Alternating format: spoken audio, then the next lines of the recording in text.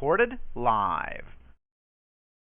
What's happening, everybody? Welcome to another episode of the Müvment Boxing Podcast, where we bring you the latest and greatest in news, unbiased, unfiltered, uncut. We holding it down. Tonight, it's me as usual, Twine the Divine Liberty, co-hosting the show. We got our panelists. Introduce yourselves, fellas, starting off with Bo. What's good with you? How you doing tonight, man?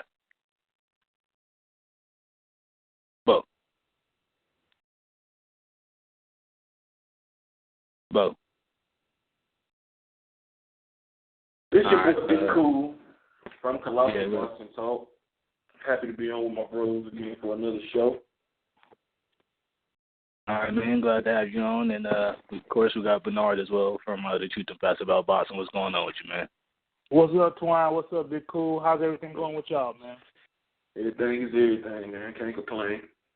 Definitely, man. And, of course, we holding it down for our boy 2K tonight who can't be with us, you know what I'm saying, from the Gods of Boxing Talk. So, you know what I'm saying, we holding it down for him this week. We're going to get into these topics, though, man. You ready? Yes, sir. Mm-hmm. All right. First, we're going to start off with last night's fight, man. There's so much we could talk about with this fight, man. And Anthony Joshua versus Wladimir Klitschko for the WBA IBF Heavyweight unification. We had Anthony Joshua winning by 11th round TKO. Is Bo back on? Let me see if he's on yet. Yeah, I'm here. Okay, cool. All right, we're going to get into this Anthony Joshua versus Wladimir Klitschko review. So let me see, can I get you to do a breakdown of the fight, man? Your analysis real fast, Bo? Let the guys talk about it first, and then come to me last, man. All right, for sure, man. Big Kool, man. Let me get your assessment of last night's fight, man. Your whole thoughts, man. Just what it was for the division, what you thought of the fight, everything. Man, you still on the high if you watch that fight. You know, the fight was great. It was a surprising action-packed fight, because we're not accustomed to seeing Wladimir Klitschko open up like that, especially since, post-Stewart, rest in peace to him. Once he got with him, he was really cautious, jab, right hand, left hook. But facing a guy like Anthony Joshua, who's 6'6", young and explosive, he had to, open up and let him know that he still had it in him. And it shocked a lot of people. And it shocked me to a certain extent, even though I picked him to win by KO. I didn't think he was going to let his hands go like that. And he was able to hit Joshua clean with that right hand. When he hit him with that first right hand, I think at the end of the first round or the second round, I knew that it was going to be, a very good fight. I didn't know it was going to be a great fight, but I thought it was going to be a good fight. And he showed resiliency. Both guys did, but especially Wladimir because, he's been knocked out 3 times or 2 times previous in his career. And the way he got up in the 5th round and came back and bounced back and kind of, closed the gap and scoring-wise in that round was tremendous. And then, he capitalized in the 6th round with a, simple jab right hand that severely hurt Joshua. And I thought it was a wrap, for Joshua. He punched himself out in the 5th round and he paid for it, that round and then the next round. But what a lot of people are overlooking, in my opinion, was the body work that Joshua did. That's what really kind of put the bow on this victory for him. Because a lot of people, if you was paying attention close to the fight, in the clinches, Joshua would throw the right hand, the left hand to the body when they were in clinches, and it was just he was throwing it with conviction. And it had to tire out Wladimir, who was also moving around to try to avoid the right hand and the left hook from Joshua. And so when he came out in the 11th round, just explosive, I think that, Vlad was pretty much done. The headshots was hurting, but the body work that he put in, he invested in early, definitely paid dividends, leading to the TKO stoppage, man. Joshua showed a lot of heart, a lot of resiliency. He showed a good chin even though he was knocked down. He wasn't knocked down anymore. But he's going to have to lose some of that muscle, man, or that's going to be a detriment to him because he was gassed. Call it nervous energy, punching himself out or whatever you want to call it. He's been gassed before. He was severely gassed in this fight. And Wladimir didn't put as much pressure as some of these other guys in the heavyweight division will do when when he fights them. So props to Joshua. He's the best heavyweight in the world. I got to get it to him. Not saying he's unbeatable, but he is the best.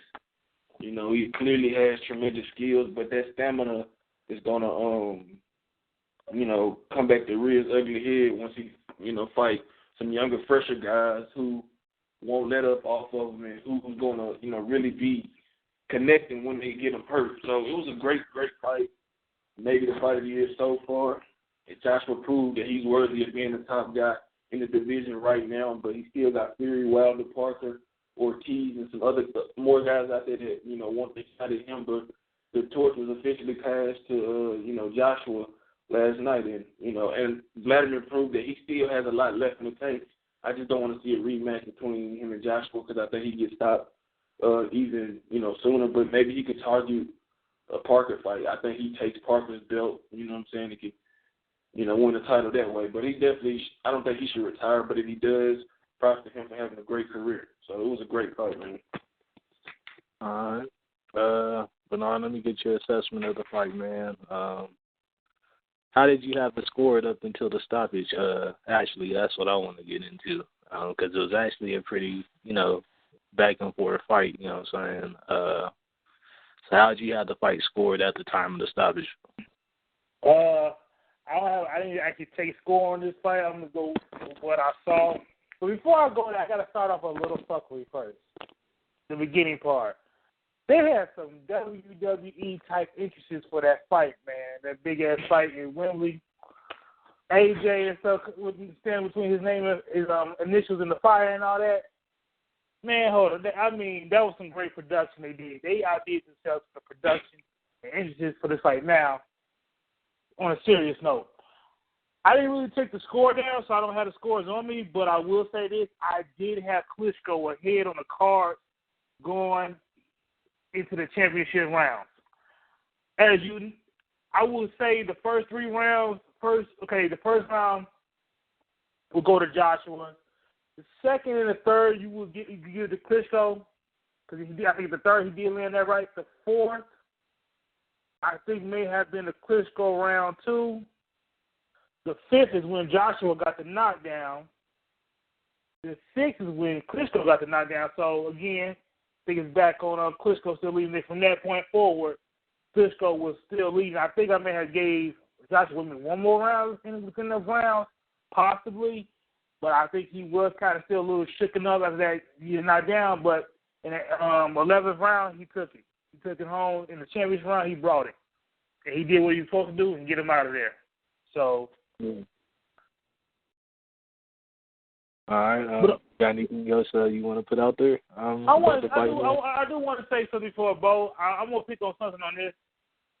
A lot of people were saying they had the photo out there of Muhammad Ali and Joshua comparing their mannerisms when Klitschko was knocked down and everything like that.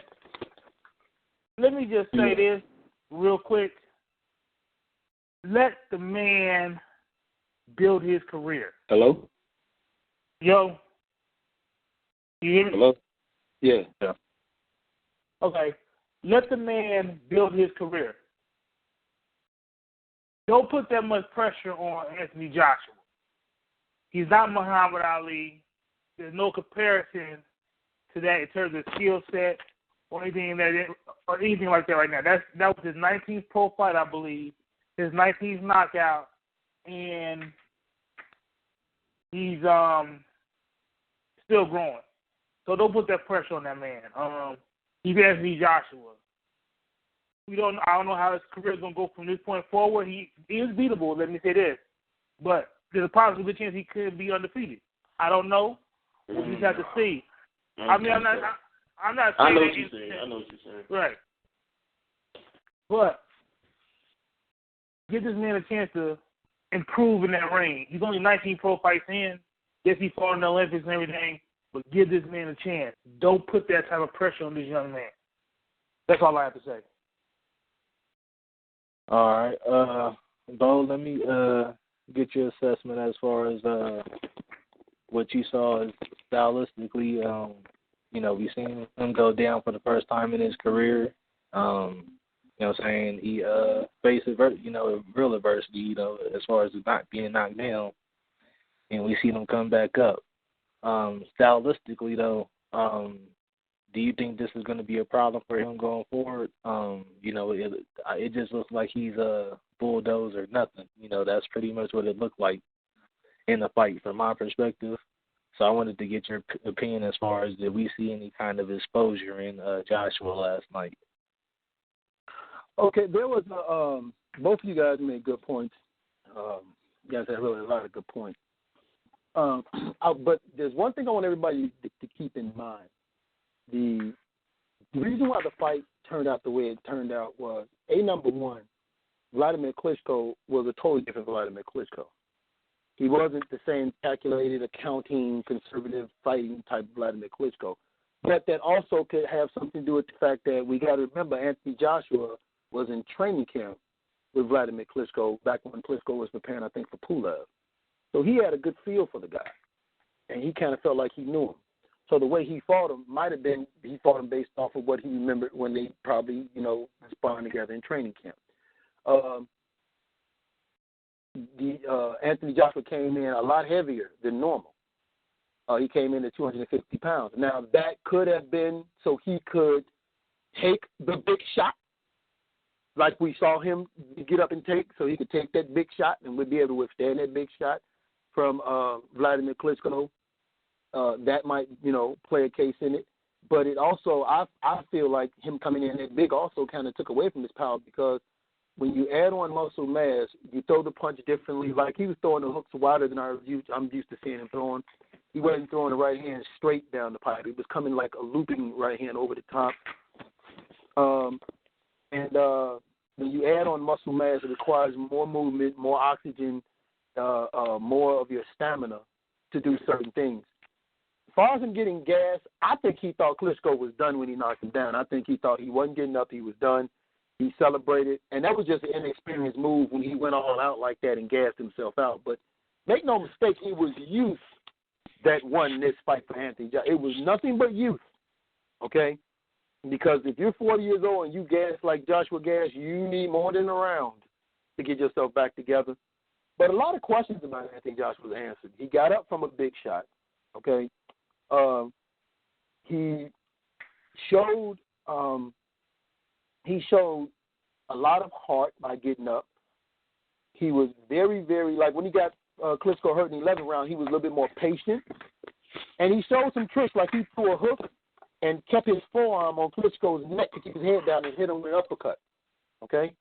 So we saw progression. We saw it all come together. What we thought we would see it from, we saw it all come together. But let's keep one thing in mind. I do agree with my partner. Like, if people are trying to compare this to Muhammad Ali, no, that would be a big mistake and a detriment to that man's career. That's too much for any fighter to live up to. But it was a fight that we can look at and say it was a great fight. It's a fight that we can definitely build off of, especially when you're looking at the talent in the heavyweight division. You have youth in the heavyweight division now. So there are some fights that could be made that could continuously be exciting fights. And the fight lived up to the hype. Like, this fight lived up to the billing. It lived up to what we wanted to see. Okay? It gave us some answers about both Wladimir Klitschko and Anthony Joshua. Like, that Wladimir Klitschko I saw last night could beat a lot of dudes in the heavyweight division, especially some of the second-tier guys. He could beat a lot of dudes in the heavyweight division, So, I mean, it was a fight that we can build off of going forward that gave us a lot of promise for a division that has been dead for a very, very long time. So, okay. Both of these guys going forward looks nice.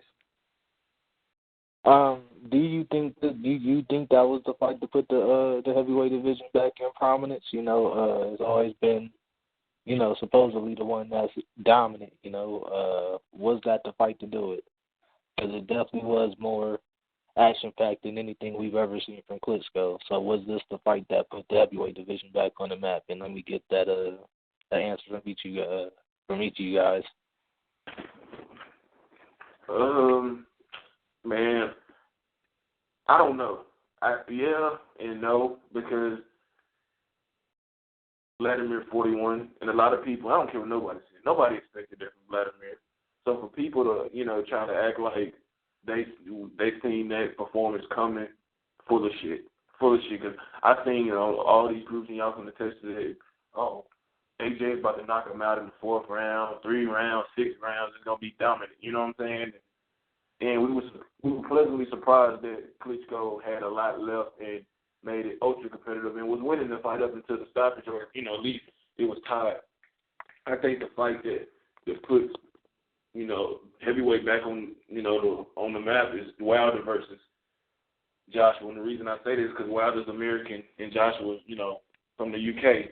And in order for the heavyweight division to be really back, in my opinion, you got to have an American heavyweight in contention, you know, at least a champion that's participating in the mega fight. And I think that's the fight that can really put it back on the map. You know what I'm saying? So that's just my opinion. But this fight yesterday definitely, you know, put the heavyweight division kind of close to the forefront of attention. But, you know, in terms of back on the map, I think it's when Wilder and Joshua fight each other. Hopefully, you know, they fight each other for all the titles. That's my opinion.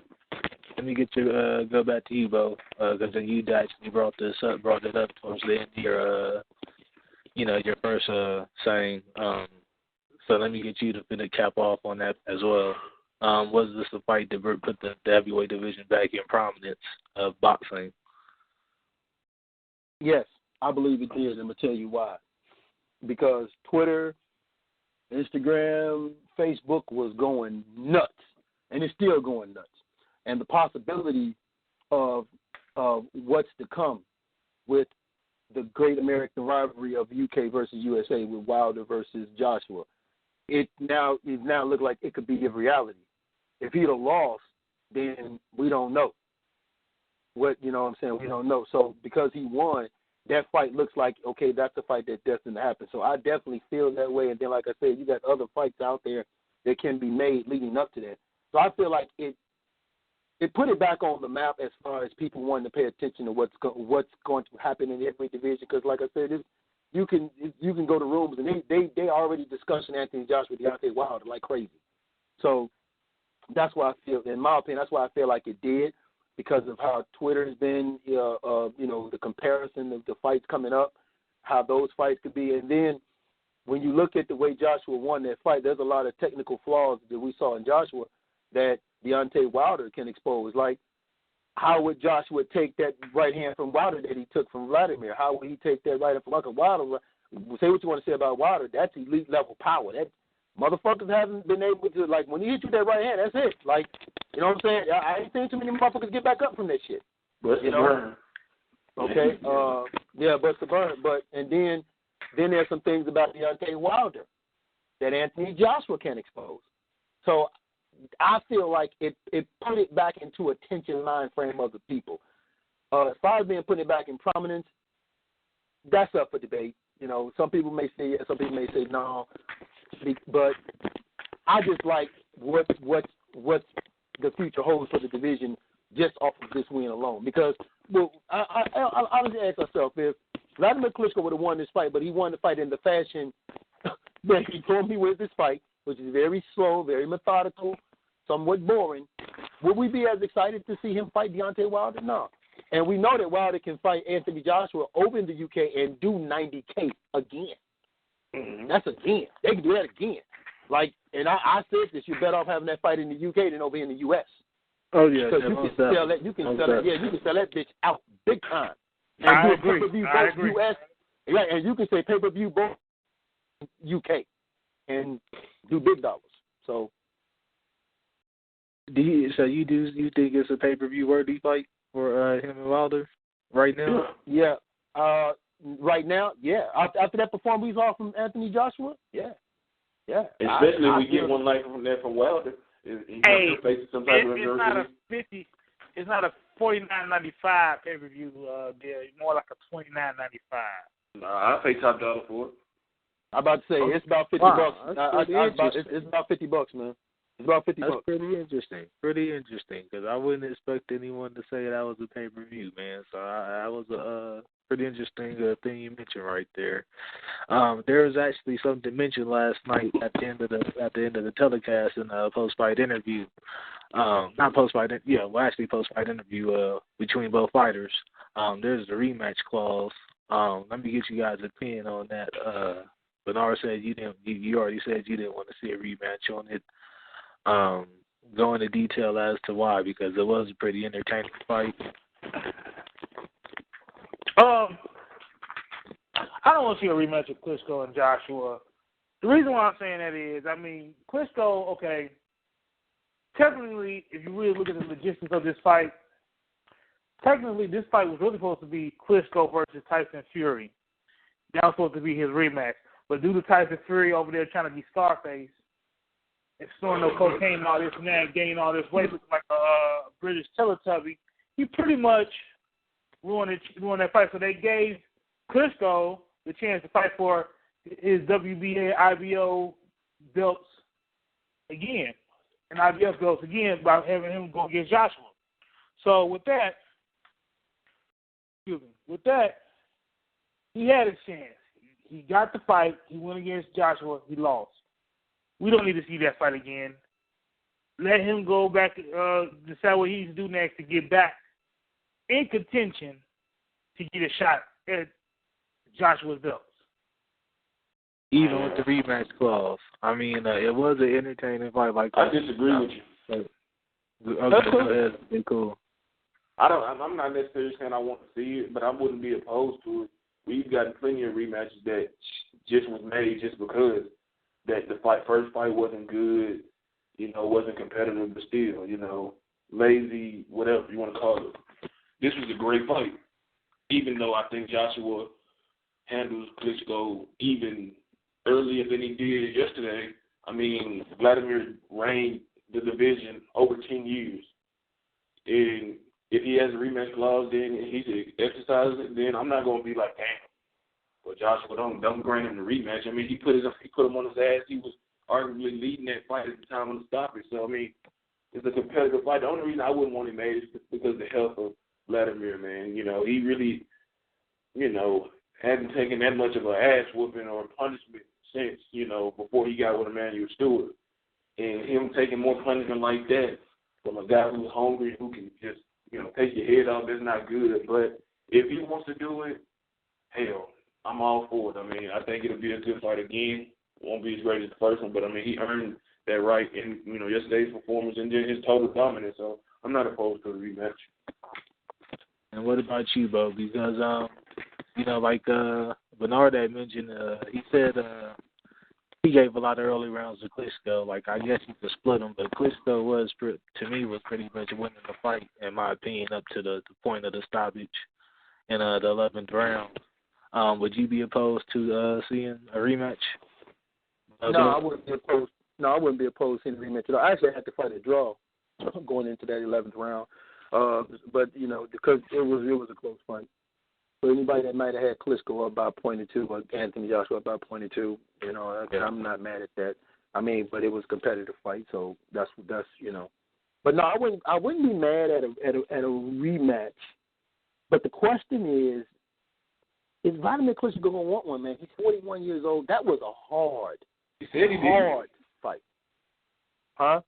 He said he wanted it. I mean, they asked him in the post, maybe that was just him talking right after the fight, but he seemed, all in his thoughts. He said, yeah. But then he we just got to go back here. Okay, because after the fight, I thought he said he had to go back talk to his team and see, but. Yeah, he said that right after he said he wanted the rematch. Then he thought about it, like, you know what, let me think about it. Right, because, dude, you when you're 41 and you get into a fight like that, you start asking yourself different kinds of questions, like, do I really want to go through the type of training camp I went through to get back in the shape I got in again? And then do I really want to subject myself to this kind of punishment to prove what? I've already proven everything I want to prove, So, but I wouldn't be opposed to it. That is typical Wladimir Klitschko, to have rematch calls. So I wouldn't be opposed to it because it was still an even fight.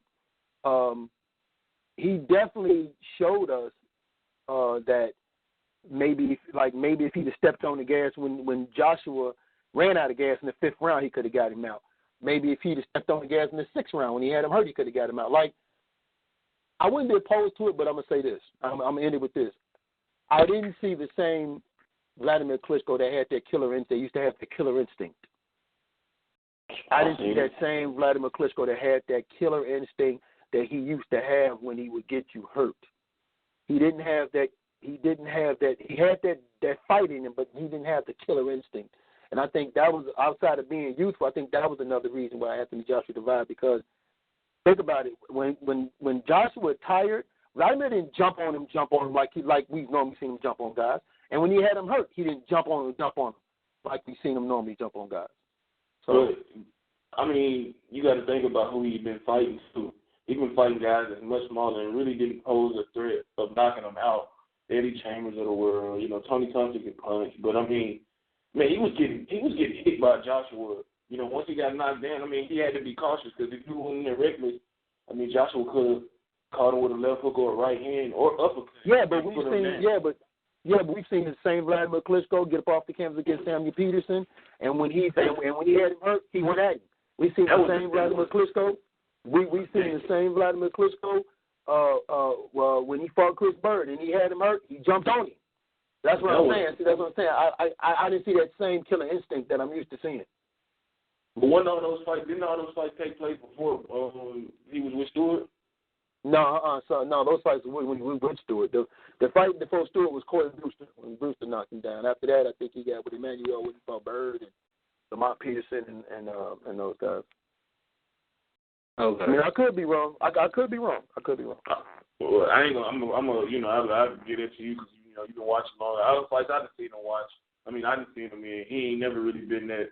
It's been the 1-2 clinch hold, decision. But I mean, you're right. I mean, I don't know. I think he went for the kill yesterday, but shit, he walked into something big. He could have been lights out.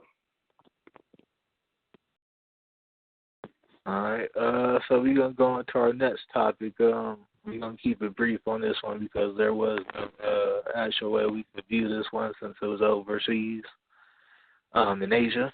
Donnie Nietes won the title last night, I believe, in the flyweight division, 112. At 112,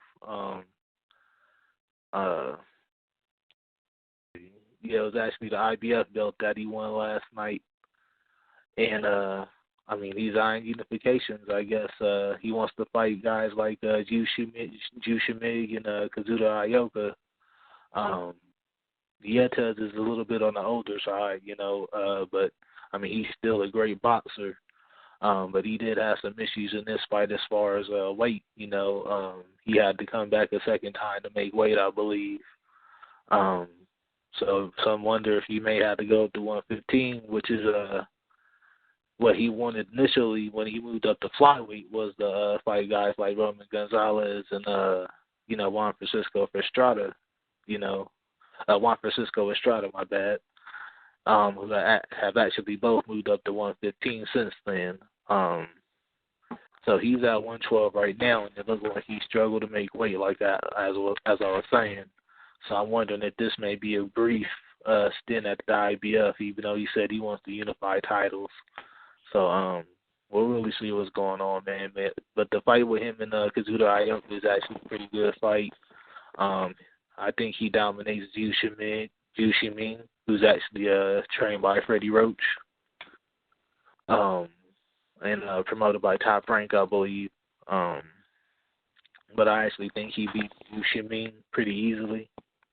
He has a very good skill set, even at his age, So it's looking like he could unify possibly. And we'll just wait to see what's going on moving forward. If Bob Arum makes that fight go forward with Shiming, it's actually a big one, a big unification. But like I said, it may be something Bob is opposed to. Right now, he wants to hold on to belts. So we'll see how that goes. Do you guys have anything you want to add on to this one? I think we got to give props to the fact that Nietes was going for his third world title. Yeah. You got to look at that. He was going for his third world title. in that division. Also, man, people, like you said, they overlook the lower weight division for whatever reason. And, most of the time it's because of the time frame. But this was a good fight. Both these guys are, I believe, in their 30s. And both these guys were standing toe-to-toe, not trying to give ground. And Nietes was throwing some vicious freaking body shots, man. And he is a good body shot, puncher. But like you said, he had a hard time making weight. So, he's looking at going up to 115. My only question is going up to 115. If he goes up to 115, man, I think, if he goes up to 115, that's going to be a big question for him because, I don't know. Because I don't really see him use his jab much. He kind of like pause at it. He likes to get in close and go to the body. And there's a lot of guys at 115 that know how to negate that. So it'll be interesting for him at 115. There's some good fights for him, too, at 115. All right. So we're going to go to our next topic. Zolani Tete was upgraded to the WBO full bantamweight champion after Marlon Tapales was stripped of his title. And he won the interim belt last week. There's actually some interesting fights for him at 118 that he's eyeing. Excuse me. Such as fighting like ZZ, who recently beat Rashi Warren for a belt, and Shinsuke Yamanaki, who's been a WBC champion for a while. Like I said, this is a 118 bantamweight division. Zolani Tete was actually a guy that was rumored to be fighting Rigo, for quite some time. I wanted to get Bo's assessment as far as, you talk to a lot of the Cubans down there in Miami as far as, the boxing, the scene down there. What has Rigo's thoughts been as far as, going down in weight? Because there seems like there's more interesting fights for him at 118 than there is at 122, such as this fight with Zolani Tete. Yeah, the interest for Rigo has not been so much as going down in weight. I think their focus is on maybe Rigo going up in weight from a money aspect, which is 126. They feel like there's a lot of good fights for him at 126. The question is, will they let him get in the mix at 126? Rigo actually can go. Rigo actually can go to 118, in my opinion. I mean, if you see him, he's not a small guy. He don't rehydrate that much. I think one fight he rehydrated to 125. So he could probably make 118. A move definitely has to be made. But my only question with him going to 126 is, will they actually let him get into the mix what's going on at 126? Because, again, you're still talking out-handed fighters with the exception of Oscar Valdez.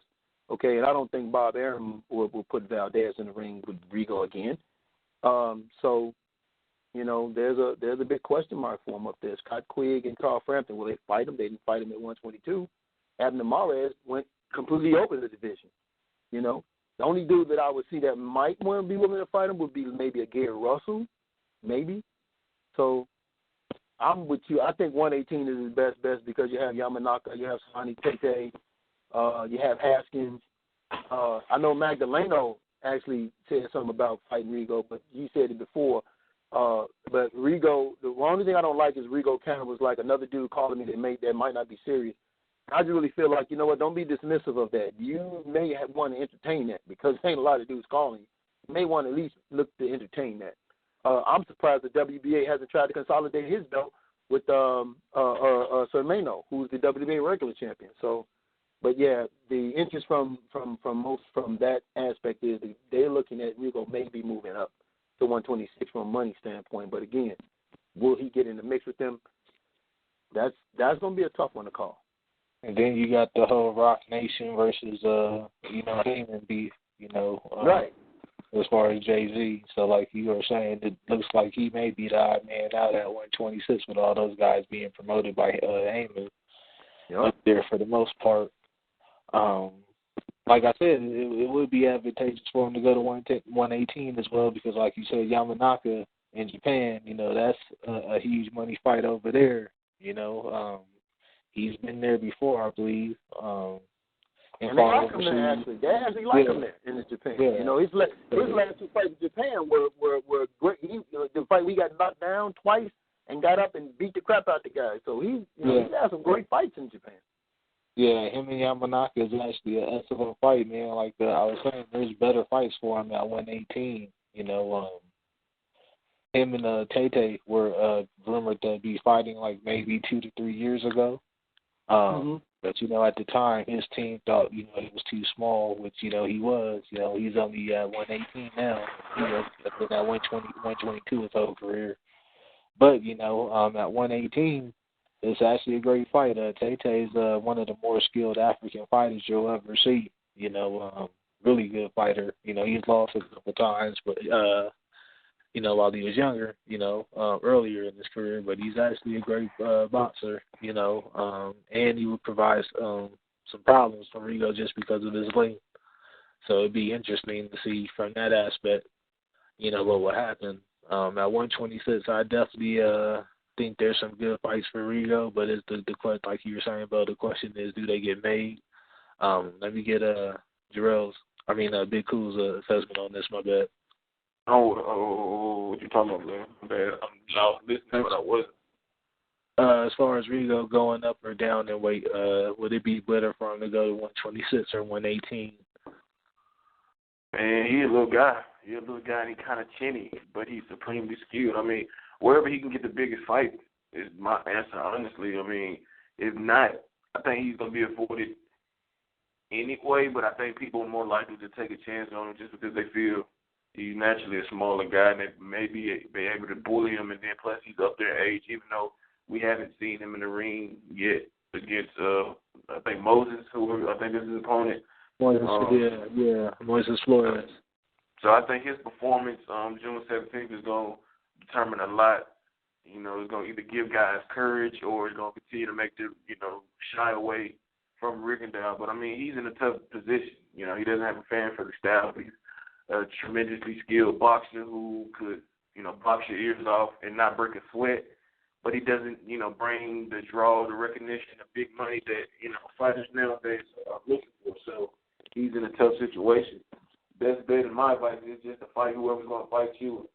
You know, do the Triple G thing, man. You know, he's really avoided. So just fight whoever want to fight you and, you know, defend your title and try to unify when an opportunity presents itself and do it that way. I mean, some people aren't destined to be in the biggest fights, whether it's, you know, politics or guys just not wanting to fight him. So he's just going to have to, you know, build his legacy that way.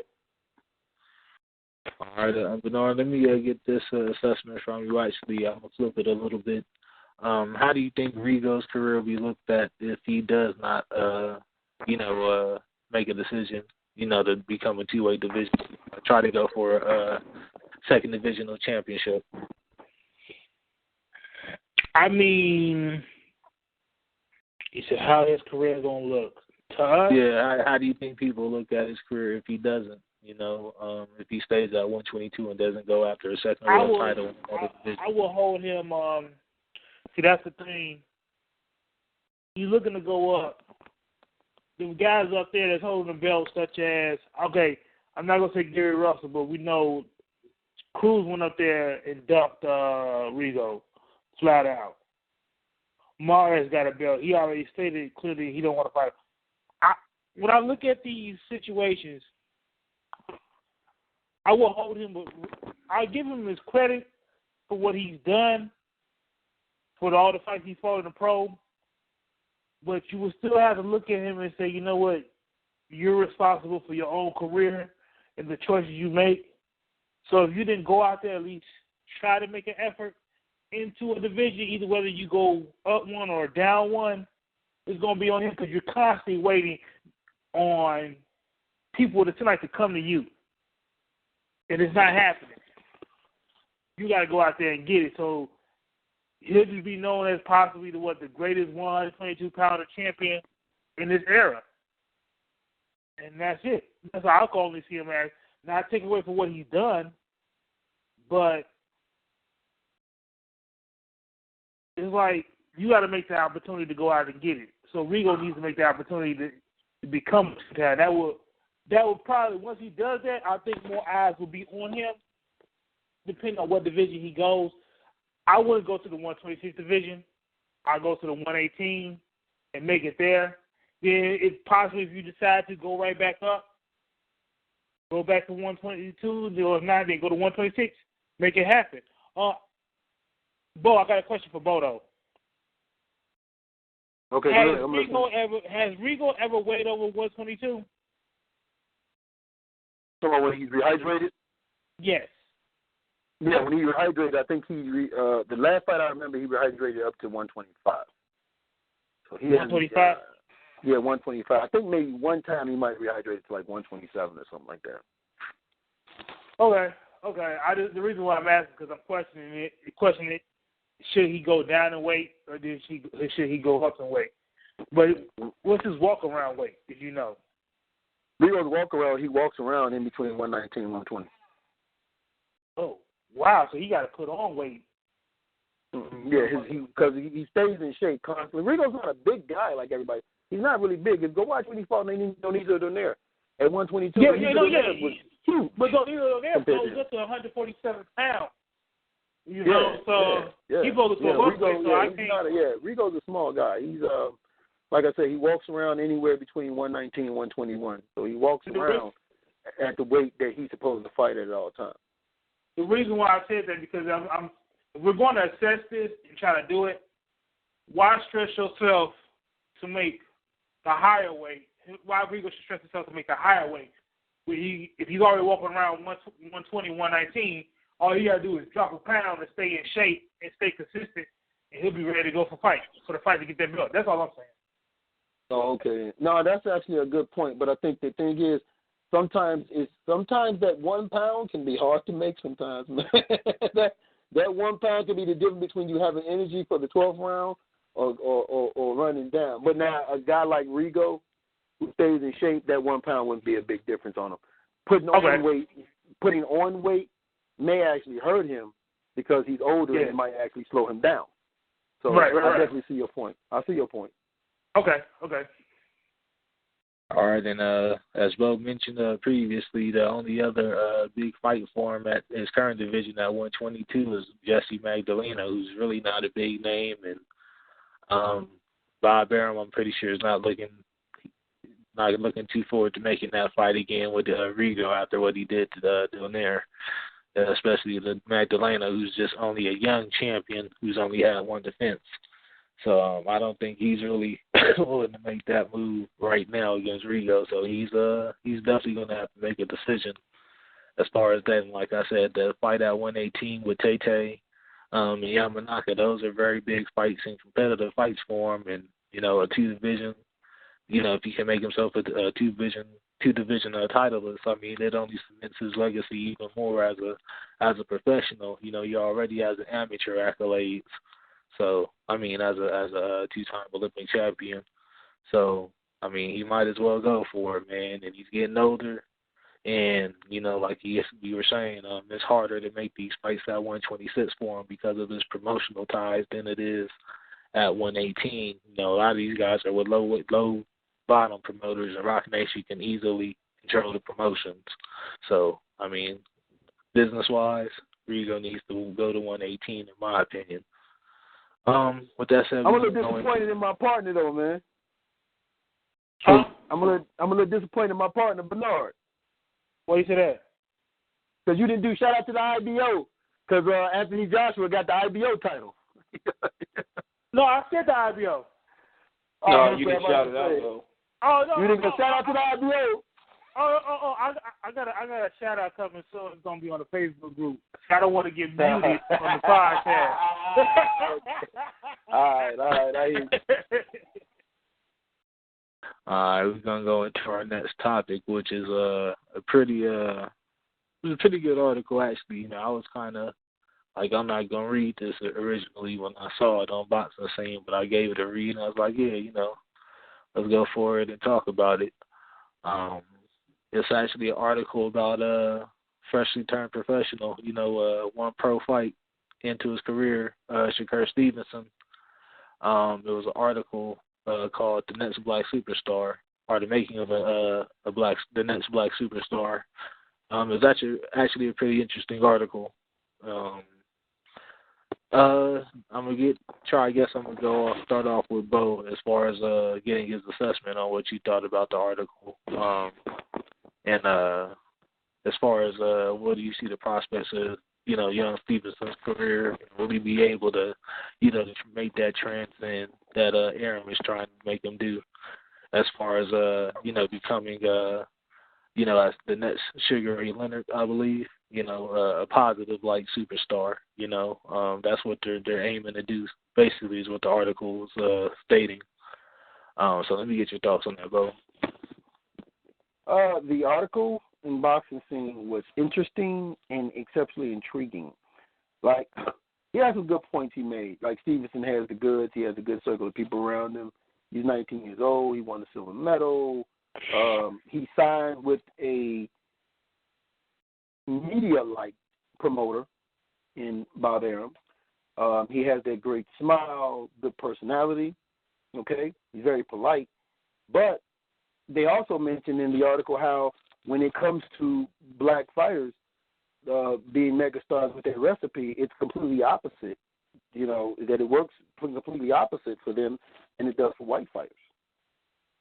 So, they talk about how the marketing for fighters is not the same as it is for wrestlers. The selling of pay-per-views is a little different. You need them, like heroes don't sell as much as villains.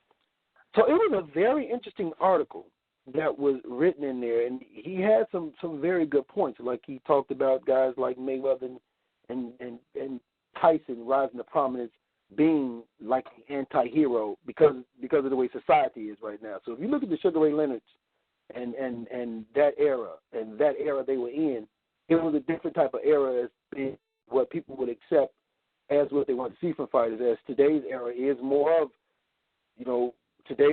just look at the TV shows we got. Drama sells. You got to have drama.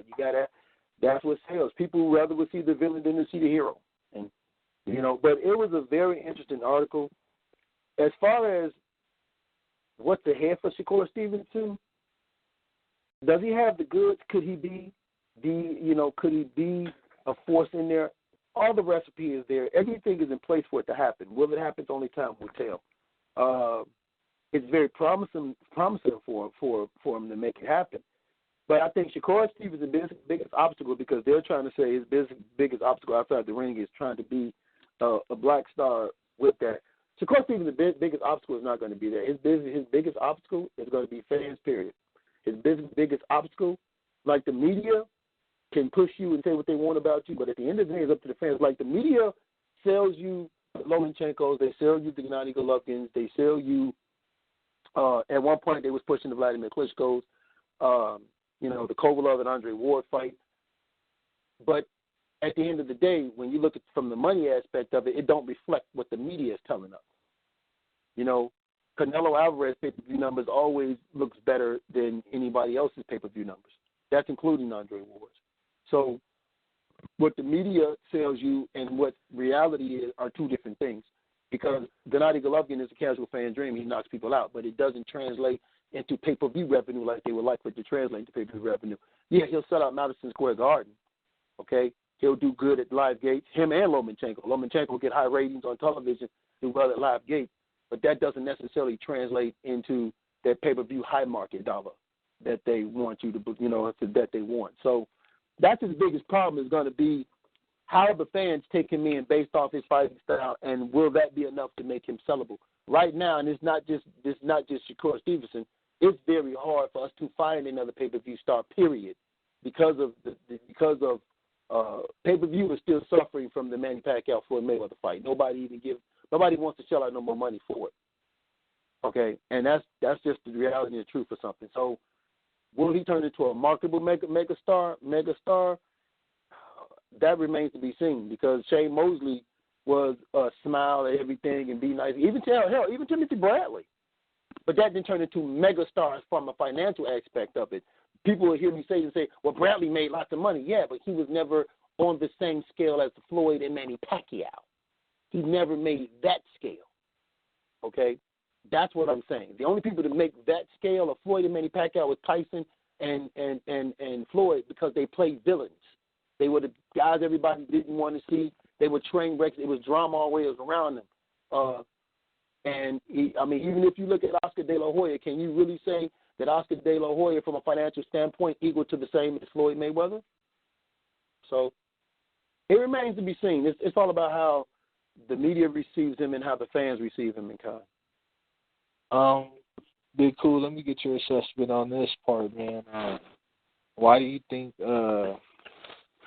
I guess, the mainstream or these guys like Andre Ward and Shane Mosley have never been able to transcend those boundaries, being the smile guys, even though they were good boxers, especially Andre Ward, who's undefeated, been a 2-division titleist, Olympic gold medalist. You would expect him to get the whole Wheaties botch treatment, the whole Golden Boy treatment that Oscar De La Hoya did when he won the gold medal. So why do you think it is that, the only way, black fighters in America seem to be able to get known and popular and amongst everybody is by playing a villain, and you can't be that the nice guy. Let me get your assessment on that, Big Kool. Man, it's hard to really say because on one end you can say Ward doesn't have that fan-friendly style and he doesn't talk a lot, but then you see Shane Mosley. Shane Mosley could box you and would try to knock your head off with the fast hands. He had a smile, but, he wasn't a big talker. And some guys just got it and some guys don't. Some guys got just the skill to be dominant and some guys got the skill and the personality to, be dominant in the ring and outside the ring. And Mayweather was blessed with that ability. Ray Jones was blessed with that ability, even though he didn't cross over like Mayweather did. I don't know. Mayweather just was able to play the role, better than others. And it's all about America. Fans in America, boxing fans in America do not support their guys. They simply don't. We simply don't. We got people, and rightfully so. Like I always say, you don't have to pick an American fighter to win. But damn, these motherfuckers don't even root for him at all. They don't root for him at all. They don't root for Wilder. They don't root for Ward. They don't root for Floyd. And they'd rather root for Joshua or Lomachenko or Kovalev or whoever. And some of these guys got the same technique and fight style as the American fighters I just mentioned. And for one, the fans got to get behind him. And also his team, and he has to market himself appropriately. He has to... throw out Errol Spence Jr. as well in there, a real positive, guy, no outside drama.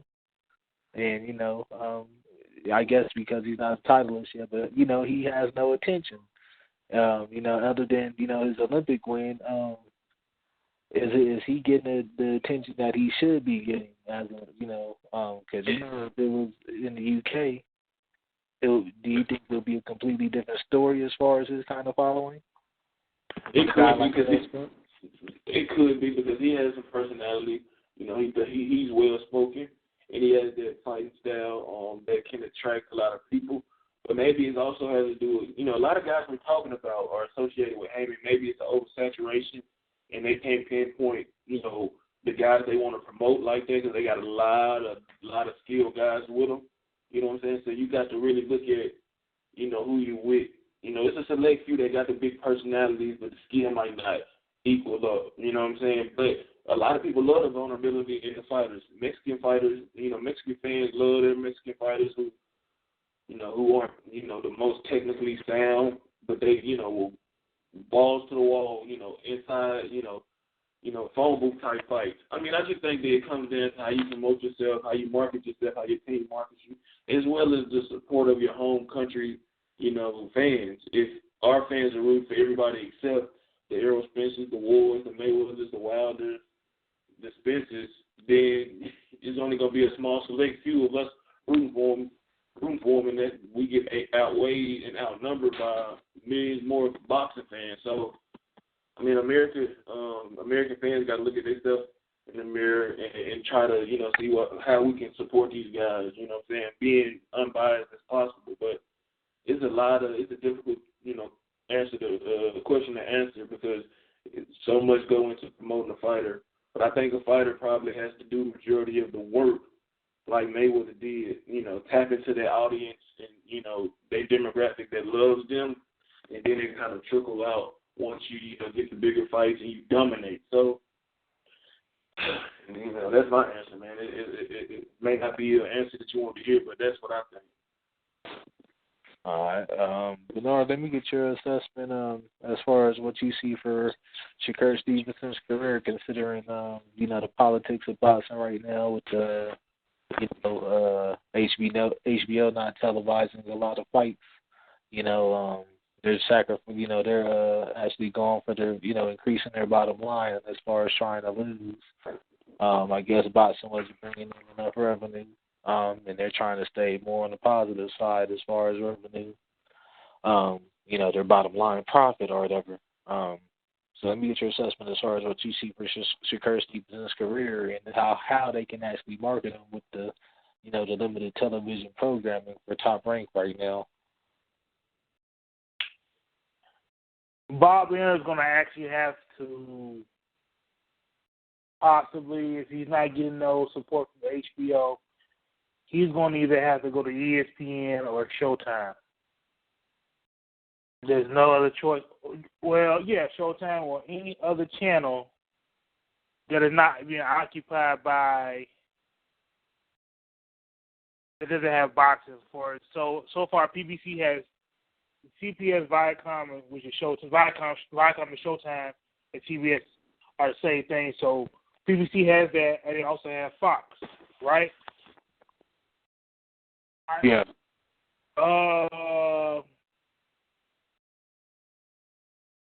Golden Boy has ESPN too.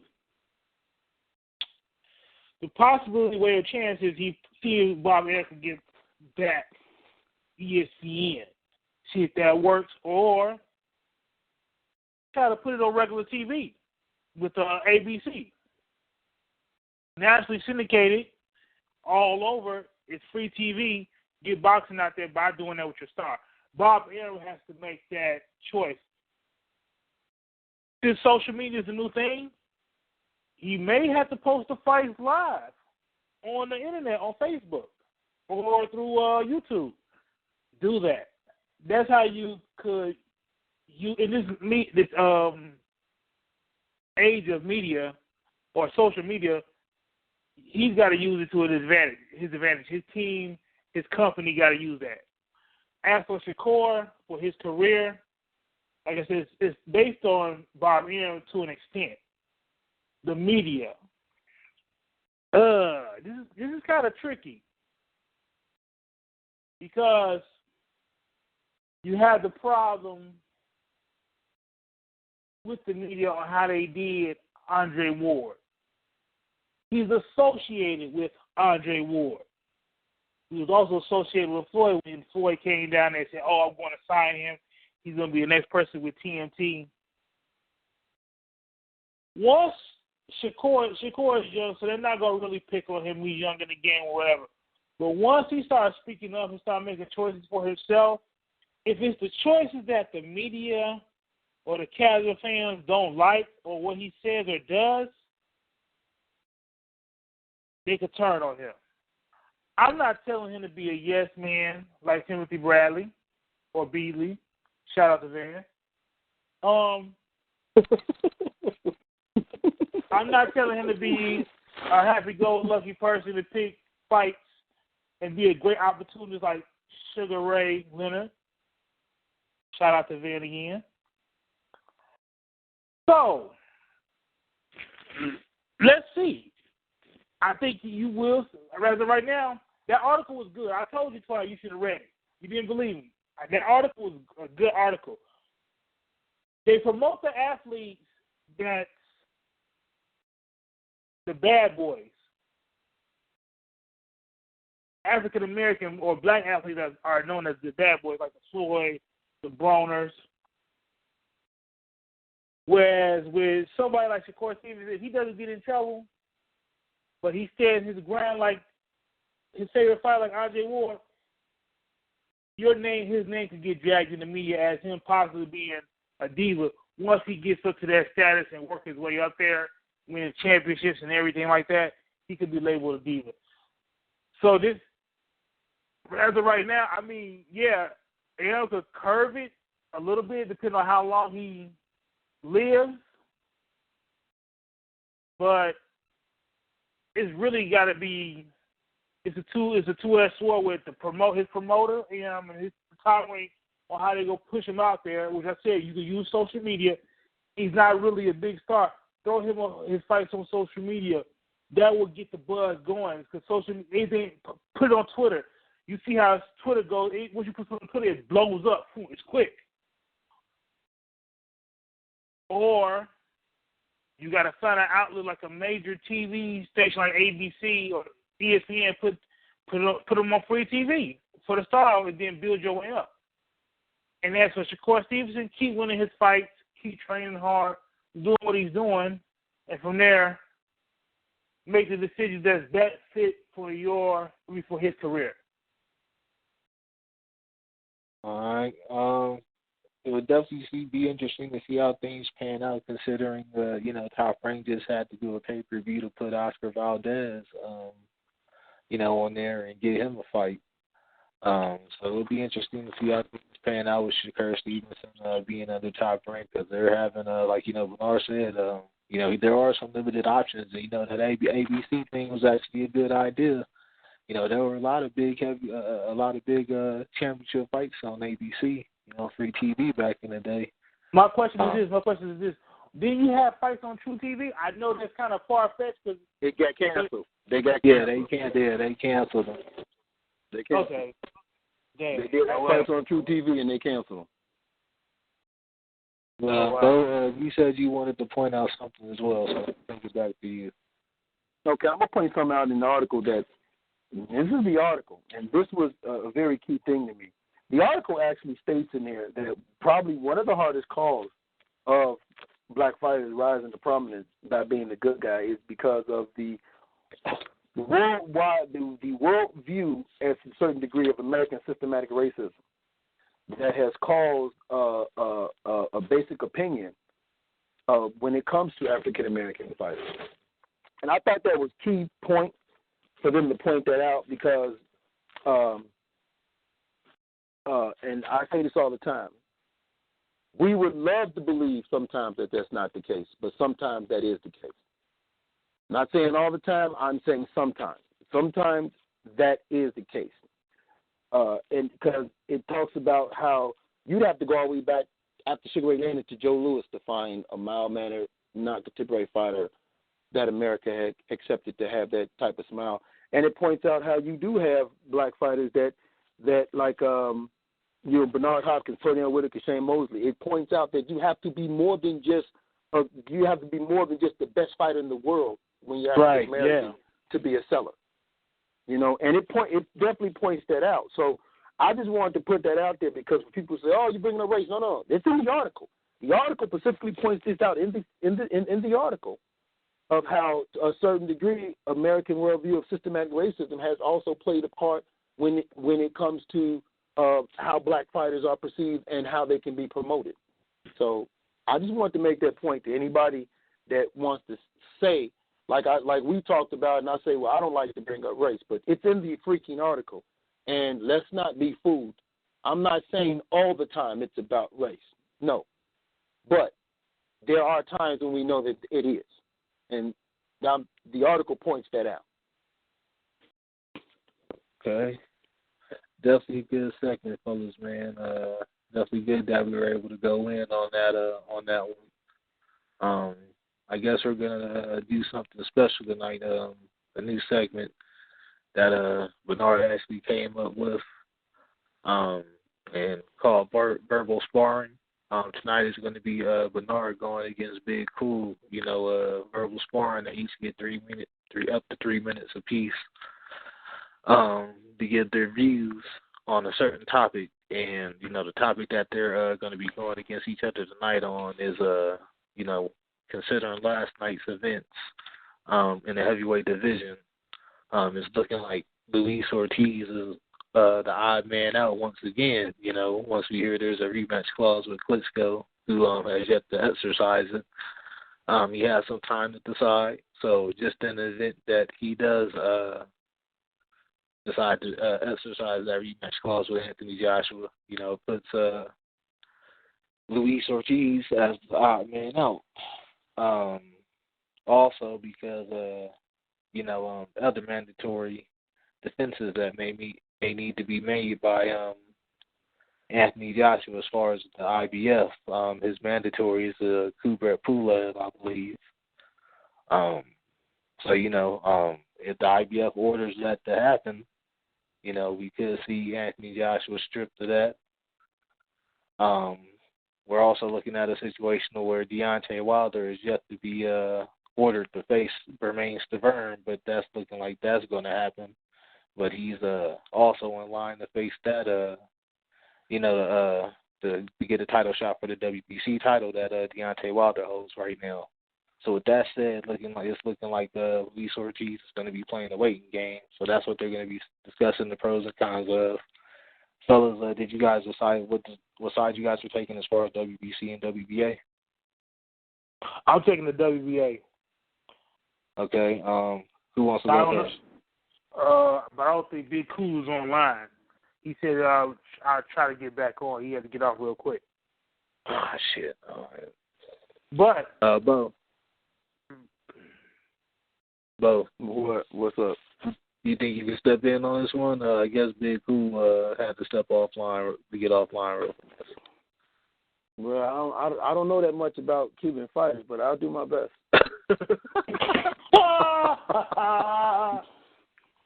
Am I? So you're the WBA, and I guess I'm Luis Ortiz. Yeah, they're in the WBC. So yeah, the WBC. We're doing pretty much just Bernard is discussing Luis Ortiz. Well, he's discussing that Luis Ortiz should go to the WBA side. He's saying Luis Ortiz should be the WBA champ, go after that fight.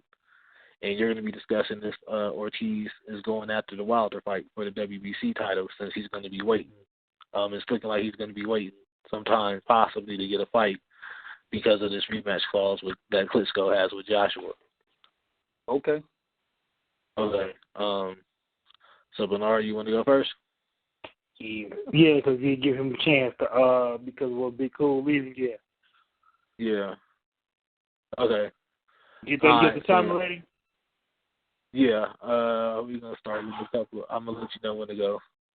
Okay. All right.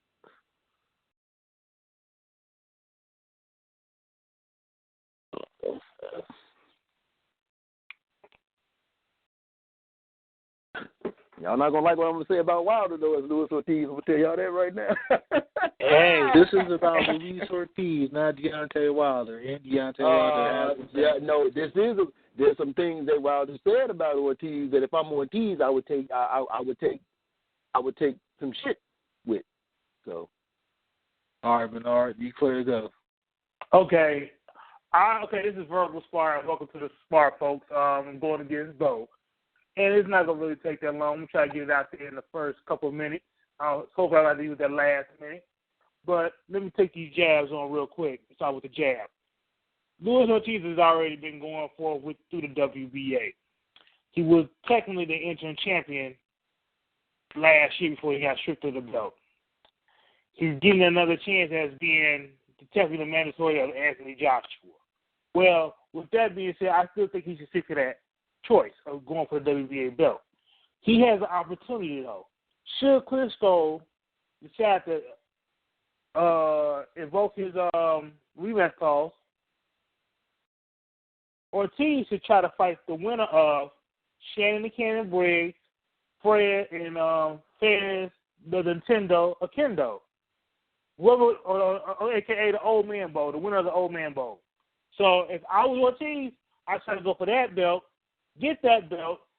That way, whoever is the winner of the winner of the Joshua and Klitschko bout, you get that chance, unify the two WBA belts, consolidate those belts, and get in, win. So, really not that much, you could say, but the WBA is pretty much the easier route for him to go in terms of getting that championship. Plus, he's already injured, so he hurt his hand a couple weeks ago. He was supposed to fight last week, right? But he didn't fight, broke his thumb, gives him time to rest.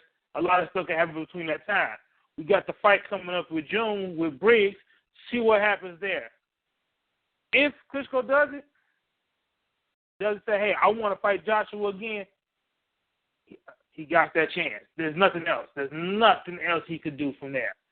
So I don't think the WBC is really worth it, but I can't speak on that. I think they're really, but why that's the better chance, I think it's the WBA. So even though they screwed him so many times, he technically could. He got Al Heyman as his manager, Eddie Hearn as his promoter. They could get that WBA belt real quick, make him a champion. Hey, won't hurt to be a regular champion. Shoot, you still technically a world champion. And how much time I got left, Juan? You got like maybe 10, 15 seconds. So I'm going to let you know. You almost at time, though. Man, like I said, Ortiz goes for the WBA. Time. All right, both. Let me know when my time is ready. Yeah, you're going to be taking the WBC side. I'm going to let you know when to go. Okay.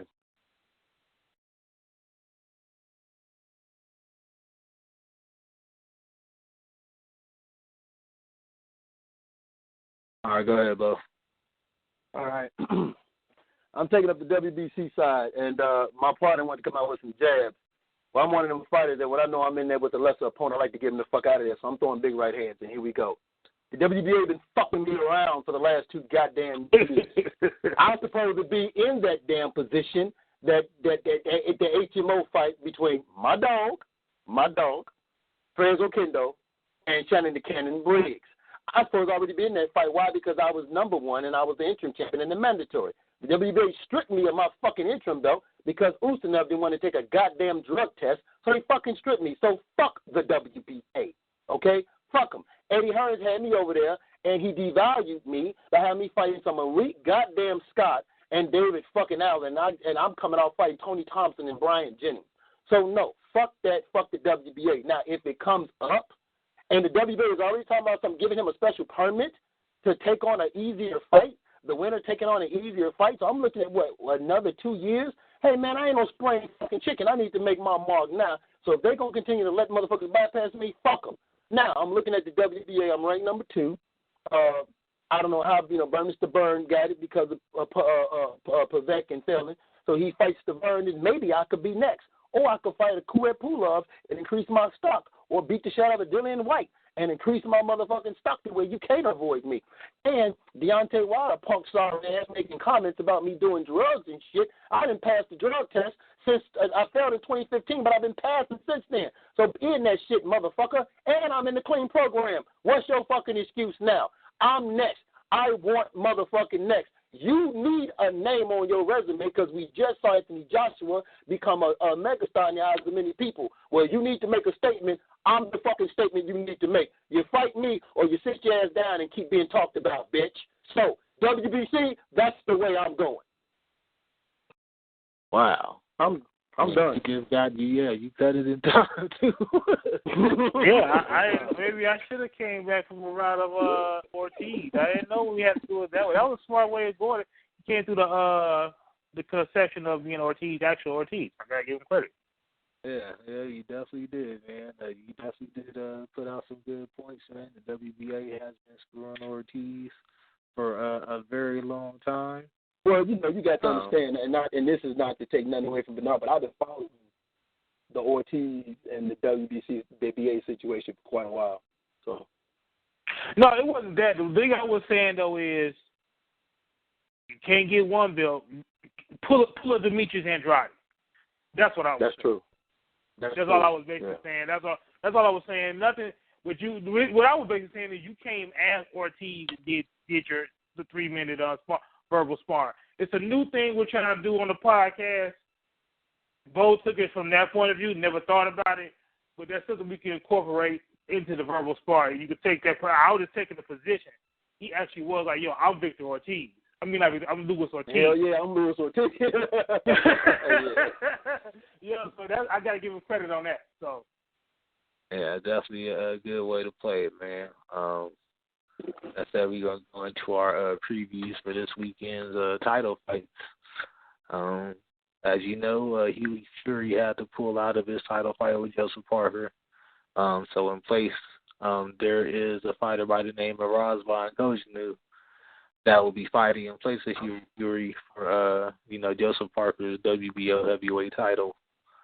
The most we've seen that I've seen of Cojanu is that he was on in the heavyweight boxino tournament that was on ESPN. And I know he's trained by James Buddy McGirt. So there's not a lot out there on him, but he was the last. 16-1. He's like 16-1 or something like that. Yeah, he got knocked out in the boxino tournament.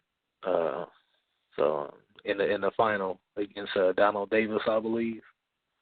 That said, he was the last minute fill in. Of course, for Hughie Fury, who had to depart. So I guess we'll go ahead and do a quick breakdown. What do you guys see as far as this fight happening? What's going to happen? Should Parker be victorious? Predictions, fellas. I'll go ahead and start it with you, Bernard. We're talking about the Joseph Parker fight, right? Yeah. Joseph Parker versus Razvan Cojanu. Yeah, the last for Hughie Fury.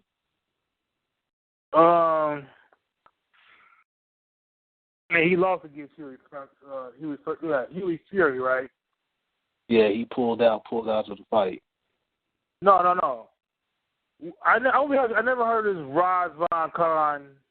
I know, right?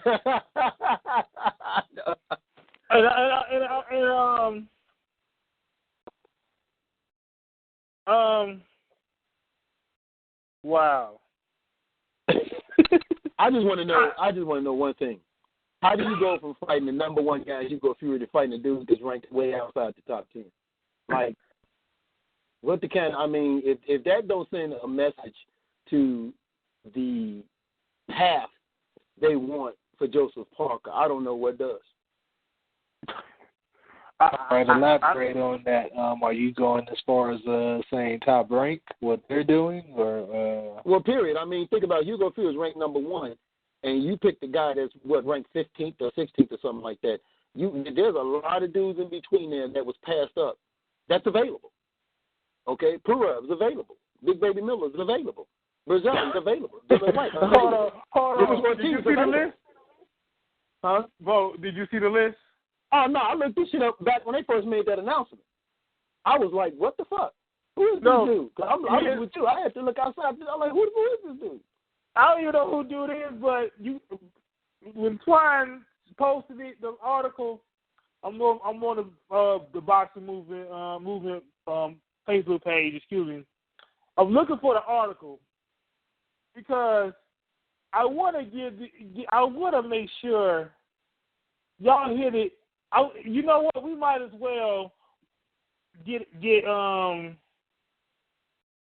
I got one of these segments about to be moved up. The fuck boy of the week in boxing award goes to this person. His Joseph Parker's promoter. And I'm going to tell you, if y'all ain't seen the article, he gave a defined reason. 10 people of why they're not credible to fight Joseph Parker. It was ridiculous. I'm waiting for this article to come up, man. I don't even know who dude is. It's kind of frustrating not to know who this dude is, but he literally, like I called it. What did I call it? You know how they say when a guy comes in, you try to talk to a girl, another guy comes up. It's called cop blocking. His promoter is unification blocking right now, man. Mm-hmm. Like he said the reason why Wilder can't fight is because he got Vermaine Severn to fight a mandatory. The bullshit. Okay, I got the article.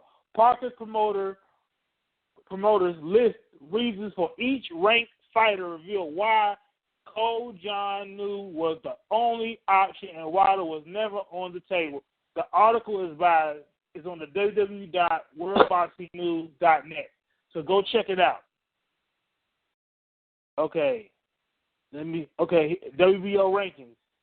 This is why I gave the reason. Number 1, Hughie Fury. I'll keep one say Foreman. Hughie Fury out injured. Christian Hammer already signed to defending his European title. He's the number 2. Jarrell Big Baby Miller, 5 feet shorter than Fury, and totally different style. That is some bullshit I ain't never heard. Andy Ruiz. Wait. What did he say? What did he say again? Jarrell Miller, number 3, Jarrell Miller, 5 feet shorter than Fury, and totally different style. Number 4, what they got to do with passing him up to fight? Then that means that should have been an easy fight, then, right? Right. I'm giving you all the reasons here, dog. Wow. Hey, number 4, Andy Ruiz only began training this week. That's bullshit. I've been following on the Instagram. Well, he fought. You know what? Now he fought Andy Ruiz already, so I'm not too angry about not fighting him again. Right. Yeah. Some people say Andy Ruiz won that match. It was a weird fight for Joseph Parker in the beginning. Kool, he is defending his WBA regional title this week. Dominic Brazil does not want to fight on May 6th. Dylan White is number 7. Dylan White is number 7. Is booked to fight Maurice Watch. And both of those dudes would drop down them fights if you tell them they got a title match, Joseph Parker. So it would miss me with that bullshit. Like we ain't never seen motherfuckers skip a fight for a title fight. Well, hold on, I gotta keep going, dog. Yeah, this is some funny shit. Keep listening, right? Keep listening. Number 8, Tom Schwartz. Schwartz fought last weekend. Okay, that's understandable. Andriy Rudenko, 6 feet tall. That's number 9. 6 feet tall, that's all they say. Luis Ortiz, injured and pulled out of a fight last week. Andre Fedosov, 6'1", 6'1" tall, and fights nothing like Fury. Number 12. So this is what I was thinking. They're basically saying they were training for a Fury style, and they weren't going to fight anybody that didn't fight like him. Wait, hold on. I don't keep going. Ajit Kabayel. I hope I'm giving these names right. Ajit Kabayel. Oh, yeah, dog, you couldn't shit out them names, but go ahead. Hey. Better you than me, shit. Hey, I'm over here getting shit with these motherfuckers up, man. Ajit Kabayel, 6'3", and again fights just like Hughie Fury. Number 13. Oh, gosh. So why didn't they fight him then? He was higher than this guy they fighting. This is like Kiyotaro Fujimoto, 5'11", tall, and is booked to fight. Razvan Cojanu, 6'7.5", tall, actively training and available. Number 15. Oh God. Zhilei Zhang. Well, you got to the guy that's fighting already, Bernard. No. I'll give you number 15. He was fighting number 14. Number 15. Zhilei Zhang, a southpaw. That's all. I mean, I gotta. You know, I'm gonna go and put this article up. And I'm gonna screenshot this, and I'm gonna put it on the Movement Instagram page because you need he right here. I guess Duco matchmaker Stuart Duncan. So Stuart Duncan is the fuck boy of in boxing for this week. He gets the award this week for the bullshit list he put out for Joseph Parker, for the list of opponents for Joseph Parker to fight. He couldn't fight, excuse me, for his belt. Yeah. All right, with that said, who are you guys both predicting to win? Who you guys predicting to win as far as the Joseph Parker fight? Both. Who I got to win? Yeah. Joseph Parker, man. This guy's never fought at that level before. And like I said, he was knocked out. He was knocked out in the Boxino tournament, which was the heavyweight tournament in Boxino was horrible. It was nothing like the middleweight tournament that Willie Monroe won, which was pretty competitive. The heavyweight tournament was awful. Bernard, who are you picking to win this fight? I'm going with Joseph Parker, man. I mean, yeah, dude may have a puncher's chance, but I think they were scouting out for who they were picking, and they knew who they got. So Joseph Parker. Yeah, it kind of seems like they're pretty much training for a style and a height. You know, like Huey Fury size. He's 6 foot. I believe he's. Well, I don't know. I know he's like 6'7", 6'8". He should be big as Tyson, who's pretty tall. You know, his relative. I think they were training for that actual height. Is what they were getting at as far as they weren't going to take on any style that's different. So I don't know what you guys think of that, but it's pretty interesting. Well, it's bullshit. It's bullshit though. It's bullshit. If you telling me, oh, we prepare fast, it's bullshit.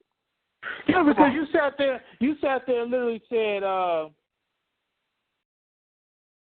Miller is 5 feet shorter than Fury and a totally different style.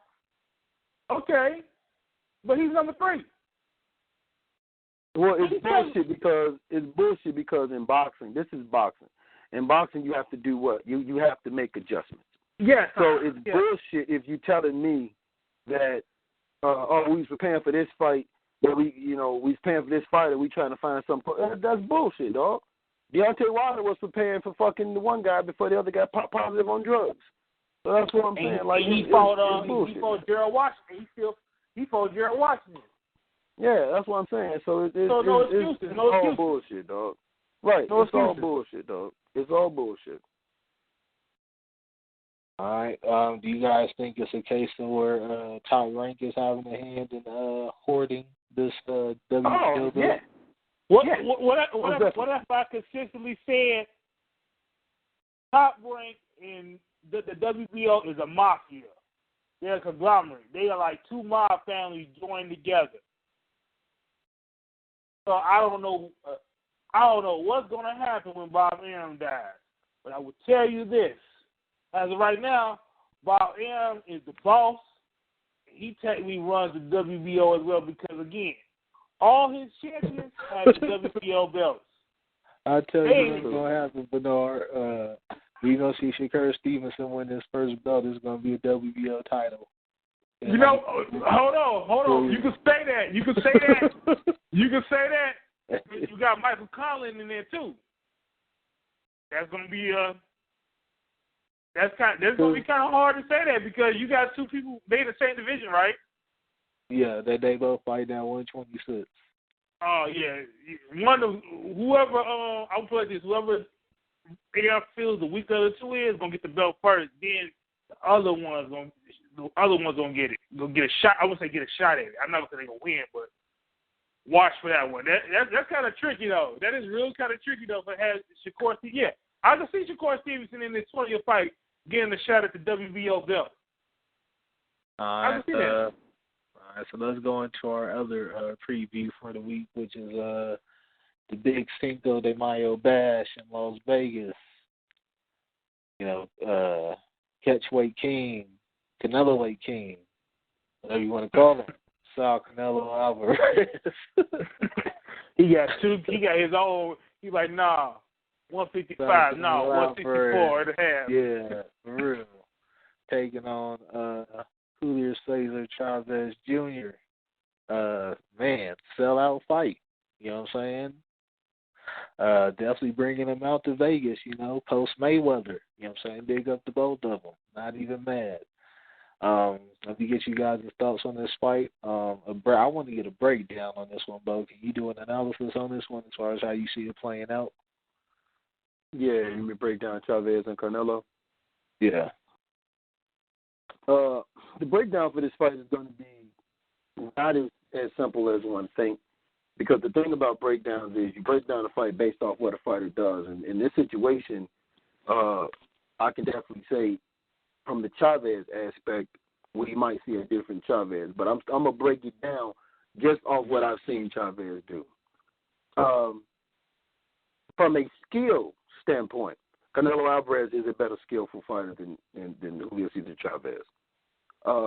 Just from a speed standpoint, body punching standpoint, movement standpoint, Canelo Alvarez, again, advantage him. From a size standpoint, it's Chavez.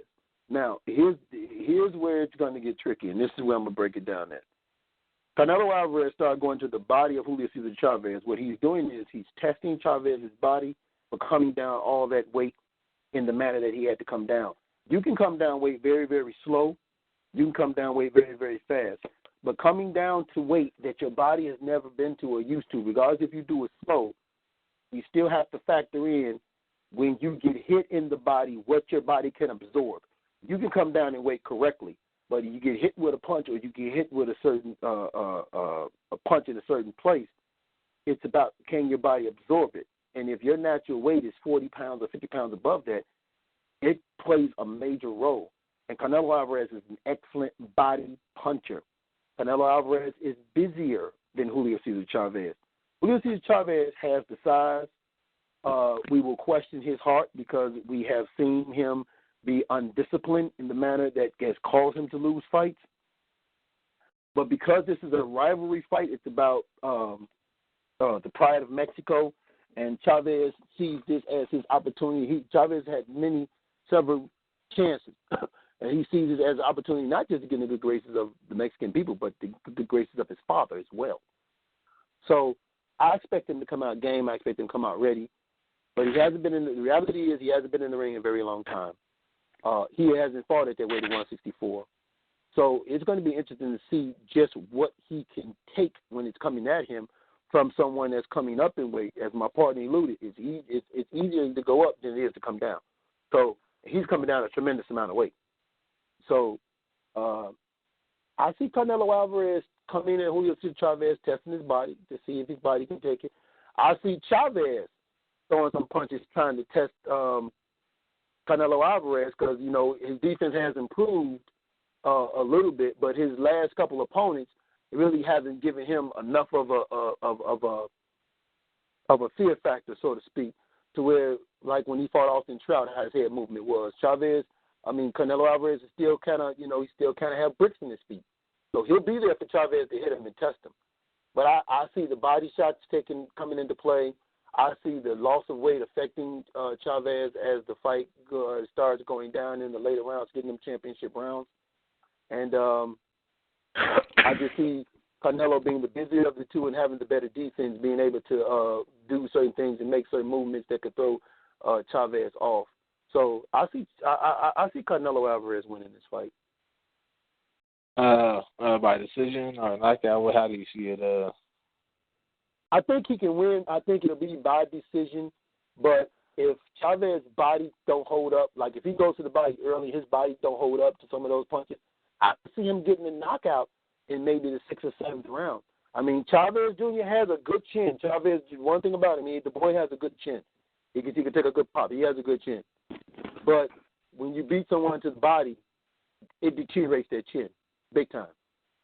So, yeah, if he's going to get a knockout, then it'll be – I can see him getting a knockout in between the 8th and the 10th round. Okay. Lenore, let me get your thoughts on the fight as far as your prediction. You got winning and how? Oh, wow. I want to sit here and say this first. I don't know if anybody called it last night, and I didn't know. Shout out to my guy, Jose, who hit me up. He was like, last night, right after we talked about the Klitschko and Joshua fight, he said Canelo Alvarez and Julio Cesar Chavez's little brothers were in a fight on Mexican boxing. Omar Chavez and yeah. Well, again, the Chavez family drew first blood. Omar Chavez got the second round TKO victory over Alvarez. So I was kind of wondering, me personally, why they would not have that fight on the undercard of that. That could have been a real big thing. But I can see how that could be a mental play for both fighters, knowing their brothers fought in the fight beforehand. With that being said, wow.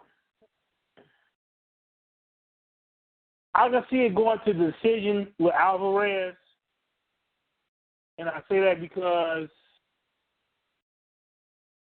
if Julio Cesar Chavez Jr. brings it and is able to last those 12 rounds and still show that make it a good fight, rough and tough fight in the last 12 rounds, even with making himself look like he's the victor, the decision is still going to go to Canelo Alvarez because I believe they will want Canelo Alvarez to fight Triple G.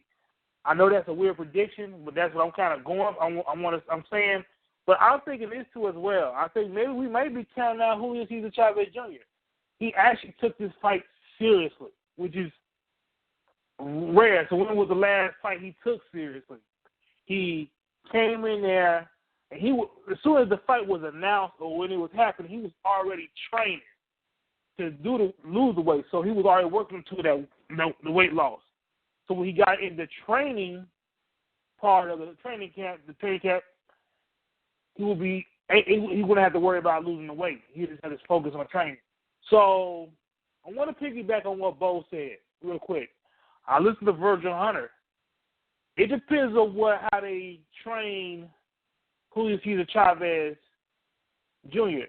If they had him sparring while trying to take all that weight down, that could play a major role with him coming into that fight, and Canelo can stop him.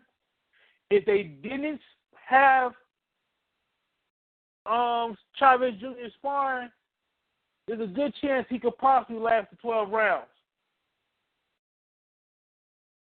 He's coming in there. If he comes in there in shape, I think, me personally, from what I've talked to my guy Jose, he's thinking if he's not paying attention to Julio Cesar Chavez Jr., there's a good chance he might get Canelo out of it. I think it's kind of far-fetched, but I think Chavez Jr. is going to make it a fight.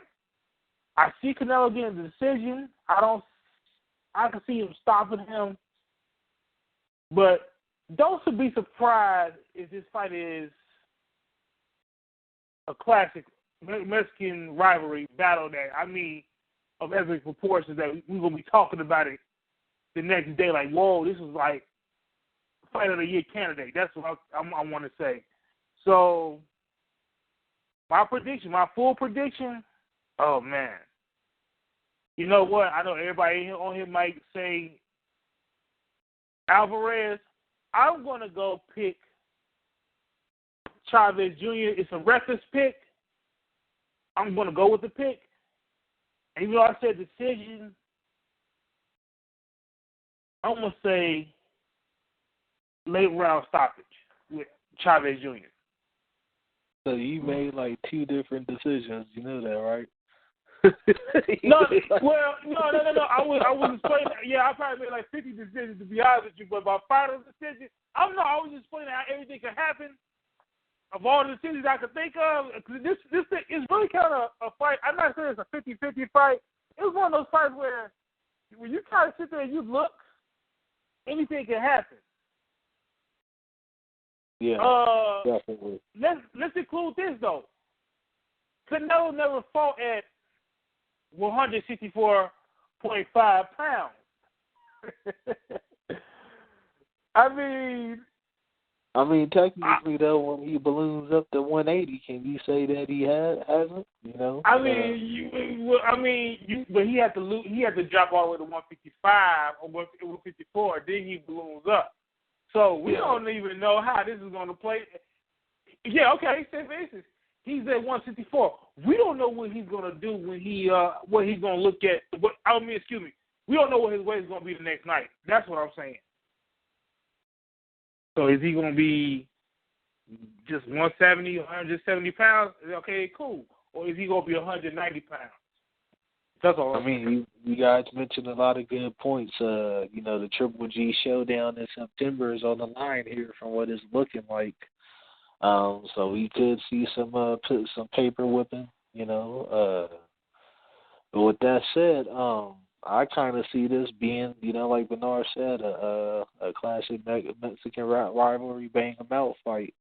You know, Morales Barrera style. But only I see this being a phone booth battle.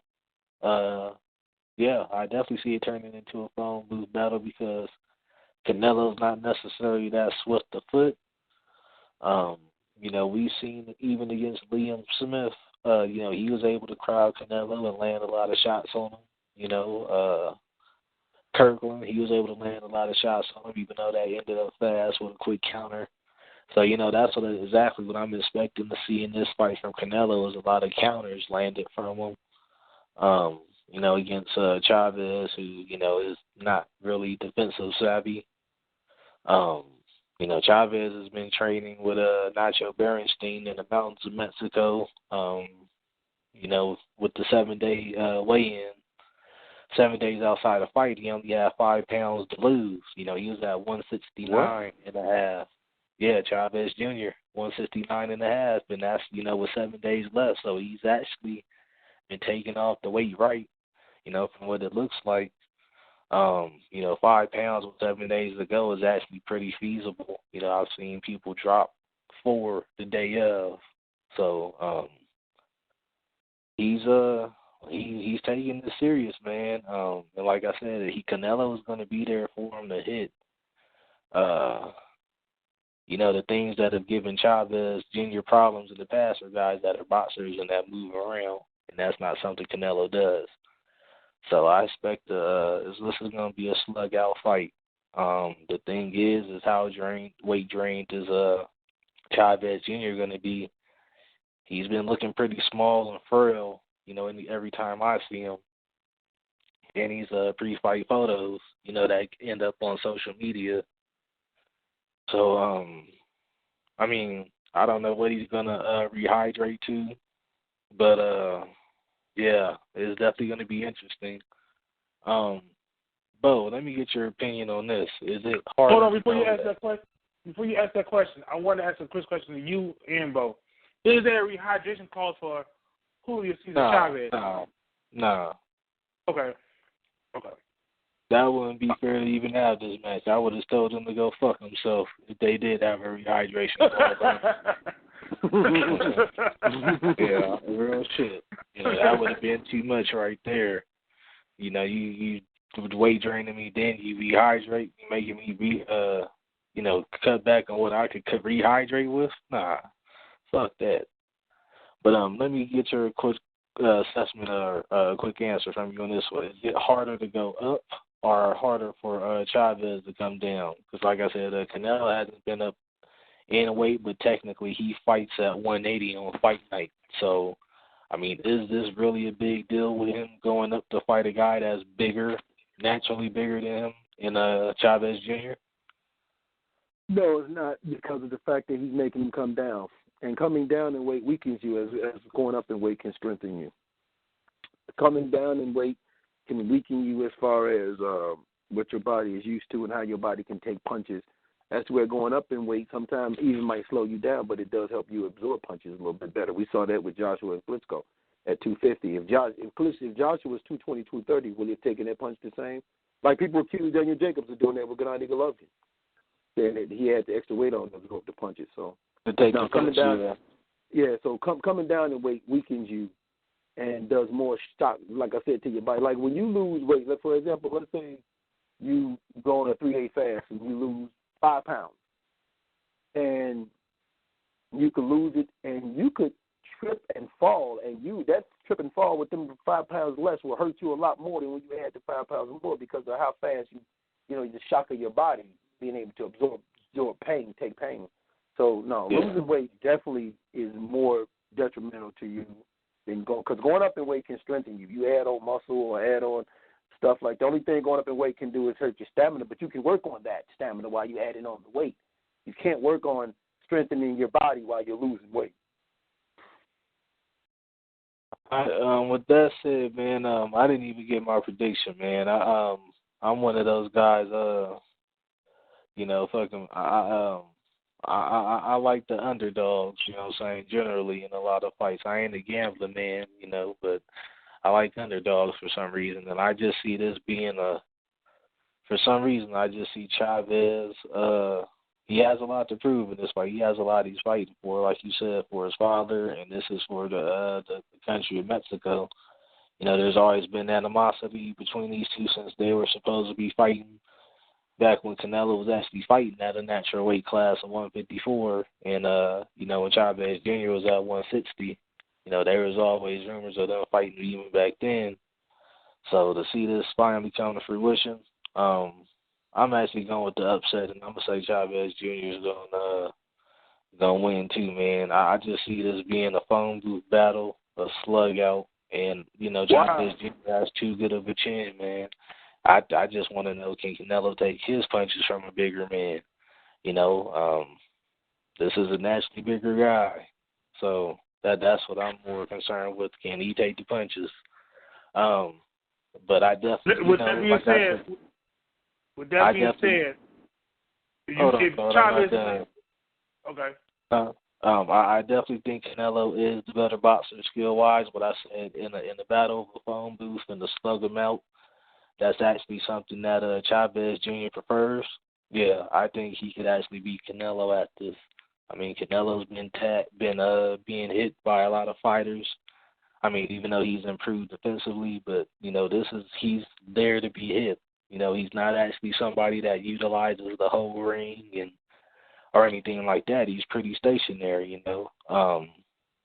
So unless he's got on his you know, his what are they, them tassels around his shoes. Oh my God. And he dancing, you know, like that's, you know, those are the things that give Chavez Jr. Problems, and that ain't something Canelo does. So I think he's going to be there for Chavez Jr. to hit him all night.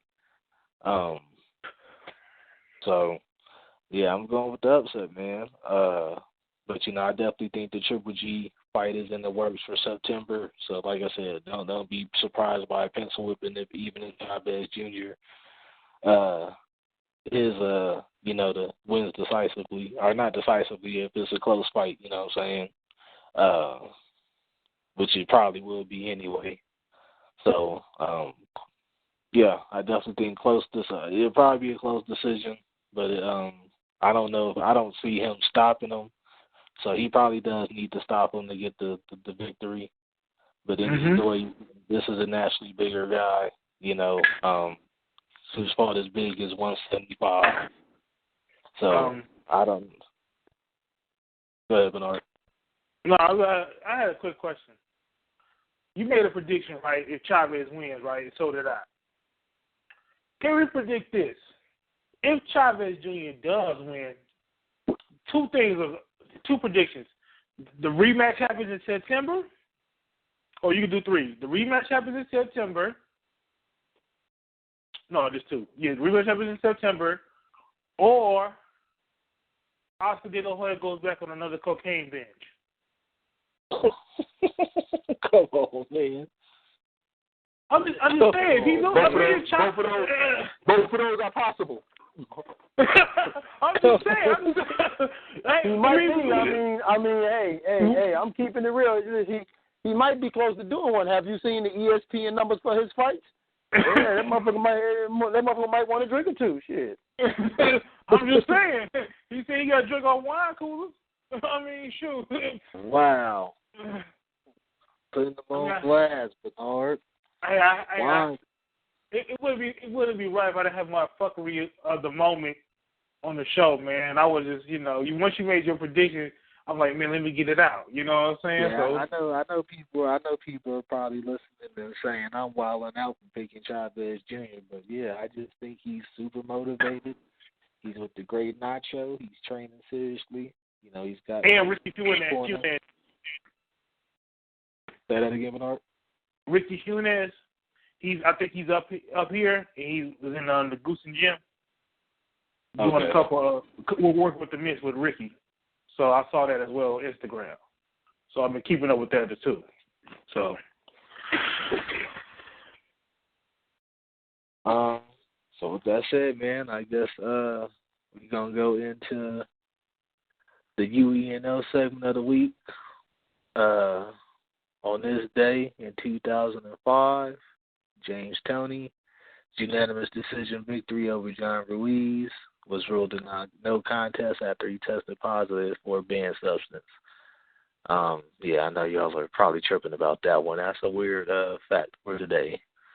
We haven't hit him with that, nothing like that before. But, yeah, James Toney, man, still one of my favorite fighters ever, regardless of that. Yeah. And we're going to go into the final blow of the week. Bo, you take it? Yeah, I could take it. Let's start off with last night. Regardless of how you feel about the fight, regardless about who you want to say is the face of boxing, regardless if you want to make arguments about Americans don't get behind their fighters. And I actually wish Big Kool was on, but he's not on for this. The reality is boxing is a global sport. It's a global sport. I mean, you can turn professional in the country that you're in, and the stage that everybody comes to is America. And the way America is shaped, the way America is built, is you have different races that live in this country from different cultures, different backgrounds. You have Germans, Russians, Dominicans, Cubans, Africans, wherever, living here. And if an American fighter fights a Puerto Rican fighter, then is the Puerto Rican people from America not supposed to root for their own fighter? And that's sometimes what we have to take into account, that America's a melting pot. So when we say we need to back our fighters, I don't say America needs to back American fighters. I feel like America should show more respect to the fighters they see in the ring, regardless of how you feel about their style. That's the aspect that I think that Americans can learn from the UK fighters, is they show respect to the fighter who's the slick boxer. They show respect to the brawler. They show respect for the sport. We saw last night the biggest heavyweight fight in history that included non-American. And if you really try to think of when have you ever seen a title fight that great, then last night you'd have to go back almost 15 years. But it's something for us to build off of. It was a great fight. We have something now to build off of in the heavyweight division, whether it's an American in it or not. We have to stop getting all wrapped up in we don't have one of our ponies in the show. We have to stop getting wrapped up in we need to root for our fighter. No, we just need to show more support for the whole fucking sport and give respect to the fighters that get in the ring, because it isn't just American fighters who aren't getting love from America. You have Cuban fighters that don't get love. Slick boxers, period. Let me say it like that. Slick boxers, period. There are some Mexican fighters that don't get no love from the American press. There are some, we know there's some Cuban fighters. There's some Dominican fighters that don't get no love from the American press. So it ain't about just that. Boxing is a global sport. Let's respect all these fighters wherever they're from, whatever style they have, because last night True did one thing. It showed us that without the Twitter rants, that without the fucking malice intent, that without the disrespect, you can have a great goddamn fight that lives up to its billing and give us some positive that we can look forward to now. Now we look forward to Anthony Joshua and Deontay Wilder. Now we look forward to maybe Luis Ortiz, Big Baby Miller, Komgrich Nantapech, all these guys. We look forward to it now. That's what last night did. It gave us some positive to build off of. Let's build off of that and stop bringing up negative shit that don't even belong at that time. Let's at least take 24 fucking hours to appreciate what we saw, give that good thing its glory before we go back to our regular bullshit. Can we at least do fucking that? Can the sport at least survive that? Can we do that at least? Because the reality at the end of the day is boxing is a global fucking sport. And when you have a sport that's global like boxing, you will have situations where you really want to be honest, if you want to talk about America don't support that, America's also gender fucking driven. Nobody respects the fucking women division. Nobody in America respects or supports the fucking women division. So, miss me with that. Boxing is a global sport. Let's respect everything and all things about it. That's how the fucking sport gets better. That's how things are better. That's how attitudes are changed. Let's appreciate it from every standpoint, not just from ours. Let's appreciate it, period, total, end. Fuck all the bullshit. So at the end of it, man, with that said, man, we're going to wrap up this show. I'm Twine the Divine Liberty. You can catch me with whojab.com. You know, and doing the movement thing. With that said, I'm going to pass it over to our other cohorts on the panel. Bernard, one half of the Truth and Facts About Boxing. You know, where can they find y'all? You can find me here on the Movement or Instagram at the Movement BP, DAMUVMENT BP, and on Twitter it's DAMUVMENT Boxing on Twitter. I've been giving y'all the wrong handler. I apologize about that. You can also find me on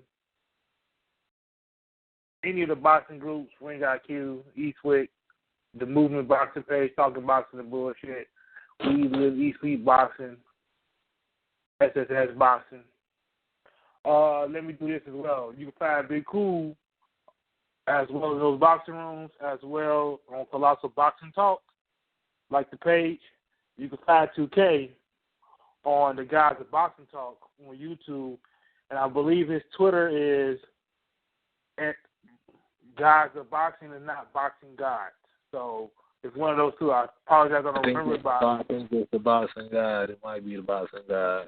Boxing Gods. So you can find 2K on there, and I'm gonna tag my partner in me. I'm gonna let him handle the rest.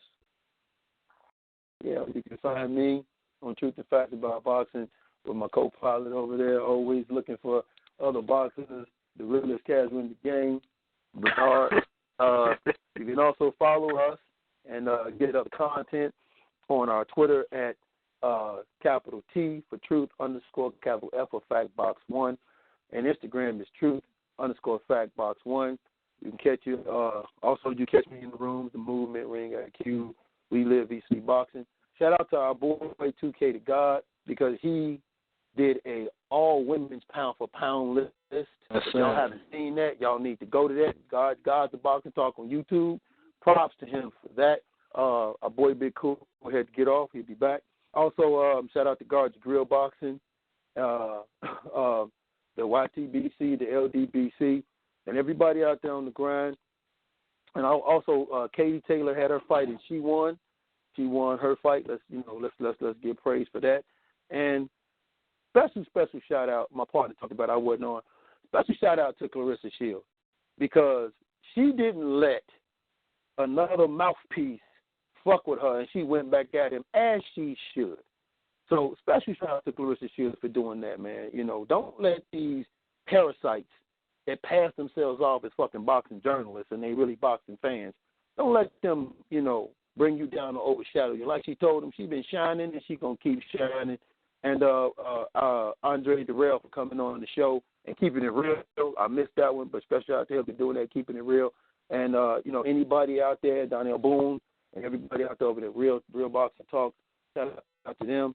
And you can find me on Pound for Pound Boxing, Main Event Boxing, and sometimes Hands on Fire podcast. Oh, yeah, shout out Scott tonight. I definitely want to shout out our co-panelists who couldn't be on the show today, 2K the God, man. Definitely can't wait to have you back on the show. You know what I'm saying? And Big Kool, who had to leave us early, man. So definitely we look forward to having y'all on next week, man. Until then, I guess we out of here, man.